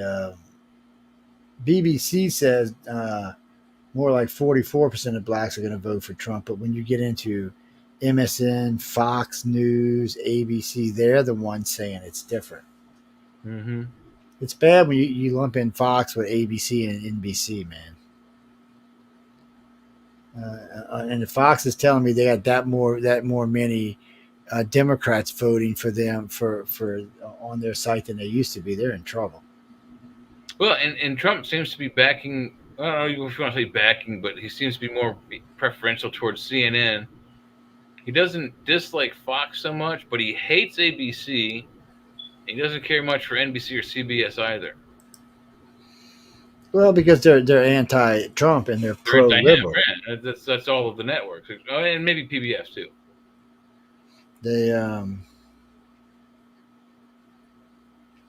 So, but what they're not taking consideration here is they're going, okay, Trump's got 14 to 16% of all black voters, but Kennedy has 9%. That would probably give Trump more like 25%. The Kennedy that ran, or the Kennedy that got shot in the head in 1962? No, the Kennedy that's with him, the Kennedy that was running for president. Oh. That's what it's saying. All black voters. So the most votes Harris can expect, if all blacks show out and vote, she'll get 73% of the man vote and 75% of the woman vote if they show up. Yeah. If the numbers stay current and true with Trump, he's looking at about 25% of the black vote. That's way more than enough to win. Yeah. I don't know, guys. It seems like for Harris and them, it's the ones over 50 that are really voting for him. The ones under 50 look like they're more interested in Trump. And I think you're going to find those numbers to be bigger. Yeah. Well, a lot of people lie because people get embarrassed sometimes when you ask them about Trump. Oh, yeah. Now, so you go to NPR, NPR is one of the only places Biden never got behind ever. Even with the debate, he never got behind. So let's see what NPR has. Anyone want to take any wages on how big the black vote's going to be on NPR? Let's see. I'd say 23%. Let's see. I'm talking about for Kamala. So. I'll say 17. Let's see. So they're saying it's going to be 92%. They're trying to say 92% voted last time. Yeah. And now they're going to say it's going to be 92% are going to vote for, I don't know, man. It's not looking all that good, dudes. Do you think what you need verbal third party compatible with Democrats and Republicans? Let's see. Age 29, 18 to 29. Let's see. Do you think that we need a viable third party to compete with the Democrats and Republicans? So, what time is it? We got a few minutes. So, ages 18 to 29. Okay, 19% said yes or strongly agree. 25% said somewhat agree. 14% not too strongly agree. So what do you get strongly agree? And 25, 35, 44% strongly agree. Let's see, 20, 40, 54% disagree. That's ages 18 to 29. So apparently they don't think we need a third party. So 34 to 44, 26% strongly agree. 21% agree. That's already 47%, and 6% says 49%. So about 50% of America at that age think we need to change parties. When you get 45 to 64, they also agreed we need to have a third party. But 65 and over, nope. And 29 and under, nope. They don't think we should. So the old people and the young people don't think we do, but everybody in the middle thinks we need a third party. So that's kind of a perfect point because the third party is kind of in the middle. Yeah, so I mean, what's that, Jimmy? No, we need a centrist party. We really do. We need something that's going to help America, that's going to look out. So the way it should actually be, Chris, is you should have a central party with a left and right.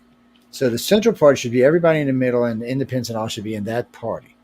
And so when Congress comes up with a new thing, it goes to the central party, they look at it. So if it's going to pass, let's say it's the Democrats and they need to get it passed. So you have the central party and the left party, they'll vote. And if it's a good bill, it'll get passed because the centralists will make up their mind. It'll be the same thing with the other side. Sometimes the central party will need the right to get something passed. But more bills will get passed this way, and better bills will get passed this way. Yeah, because you'll actually have a group that actually gives a shit on what's getting passed. I think there's more that you have to do as well. You got to stop the filibuster. I mean, because literally any representative, any senator, in order to delay and or stomp the advancement of a bill, they can stand up there for however many days they want and read. And all they have to do is read the phone book in one of their districts.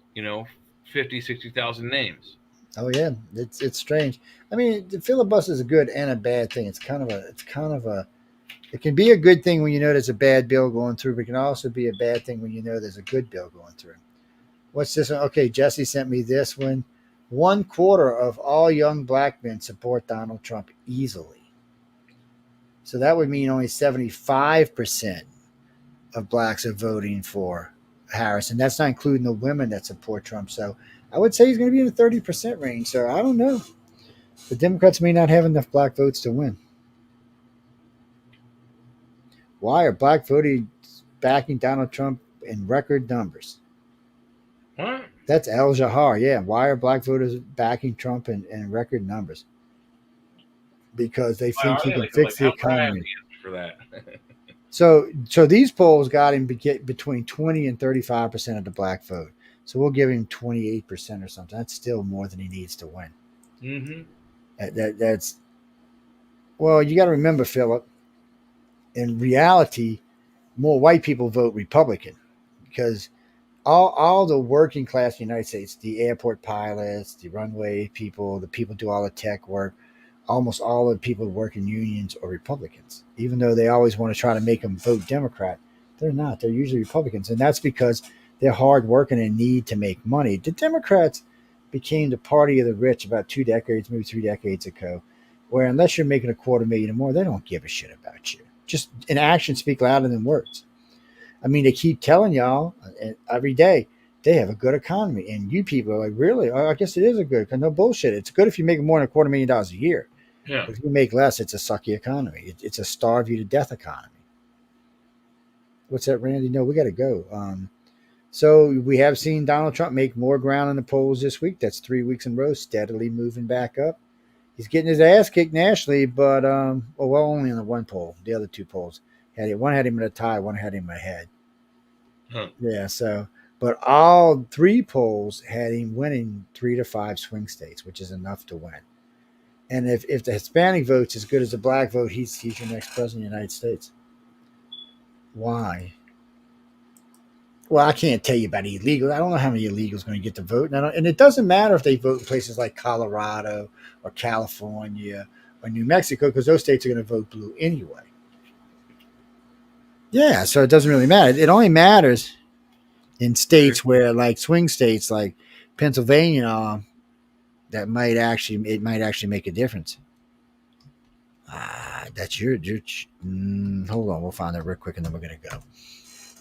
Only because you're driving me crazy. Let's see. What does the Hispanics say?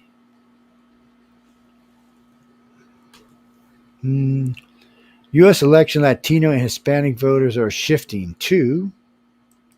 What do y'all think they're shifting to? I don't know. Big letters. U.S. elections, why Latinos and Hispanic voters are shifting to Trump after a long history of supporting Democrats. So are the blacks. People are learning that the Democrats have just been a load of crap for the last 3 decades. UF poll May 8th, 43% of Americans said they would vote for President Joe Biden. 43% said they would vote for Donald Trump. Now with Harris, Trump is pulling 49% against Harris. Wow. What is this? 38% of white people. Oh, that's for Biden. White people are strange beasts, man. They're all weird. We definitely are. What's that, Jimmy? What's the definition of a white person? Well, technically I'm a red person, and I'm not Indian either, so... what is the whitest? Irish, Welsh, Scottish, maybe Chinese. Very, very, very white. Yeah. I'm Irish Italian. If I even venture outside without any kind of sunblock or a jacket, it's like getting your picture taken. There's a bright flash, poof, a cloud of smoke, and bam, I'm a pile of ash. It's that dramatic. So we're going to do something in the near future. It's going to be very controversial. And we're going to do a thing on who has brought the world the farthest into civilization. From out of the darkness and hell and into civilization today. Who has done the most? There's been lots of atrocities. Like when Leah was talking, Leah kept having to go in the United States. She have to keep going back 200 years to find an atrocity. Because we're not the same country. People want to blame us for what happened 300 years ago in our country, which I understand. But that's not how the country works today. So if you're going to keep living in the past, nothing's going to ever change. That's the point. No, it was a good point she was making because it did happen. But it's not today. We're not doing those things today. And we take people out for doing those kind of things today. Yeah, but we're bordering on some dangerous stuff. I mean, recently in the last few decades, there's been some less than popular historical monuments that are destroyed because of certain things they may or may not convey. And I don't forget who said it, but it's something about if you don't remember your history, you're doomed to repeat it. No matter how unpleasant the history is that we've had in this country or any country, you can't destroy a monument about it. It's losing a lesson, man. Yeah. You can't change it. If you forget the lesson, it's just going to happen again. Exactly right. The mistake was made for a reason. Learn from it. Anyway, guys, girls, I'm going to go get a pancake because I'm hungry. Jay, you gonna be around tomorrow? We're gonna be doing. Y'all will get to see this. We got to do a little. We made it to the finals in the podcast awards, so we've got to send in an exception video. For winning. Well, no, they don't tell you actually. I think there's four other people besides us in there, but we've all got to do a video saying we accept the awards and thank you, and kiss kiss kiss and all that wonderful stuff. And so we'll be doing that tomorrow. And I'll play it on next week's show for y'all to watch. And then hopefully we will win, and you'll see a trophy back there for everybody to take a look at. Yep. Oh, and very cool. Oops, I muted. I'm going to turn my camera on. What time is that happening? I have a painting class. You see on the wall back here, I painted that a few weeks ago. It's in the style of that guy Bob Ross on PBS. Yeah, old Bobby.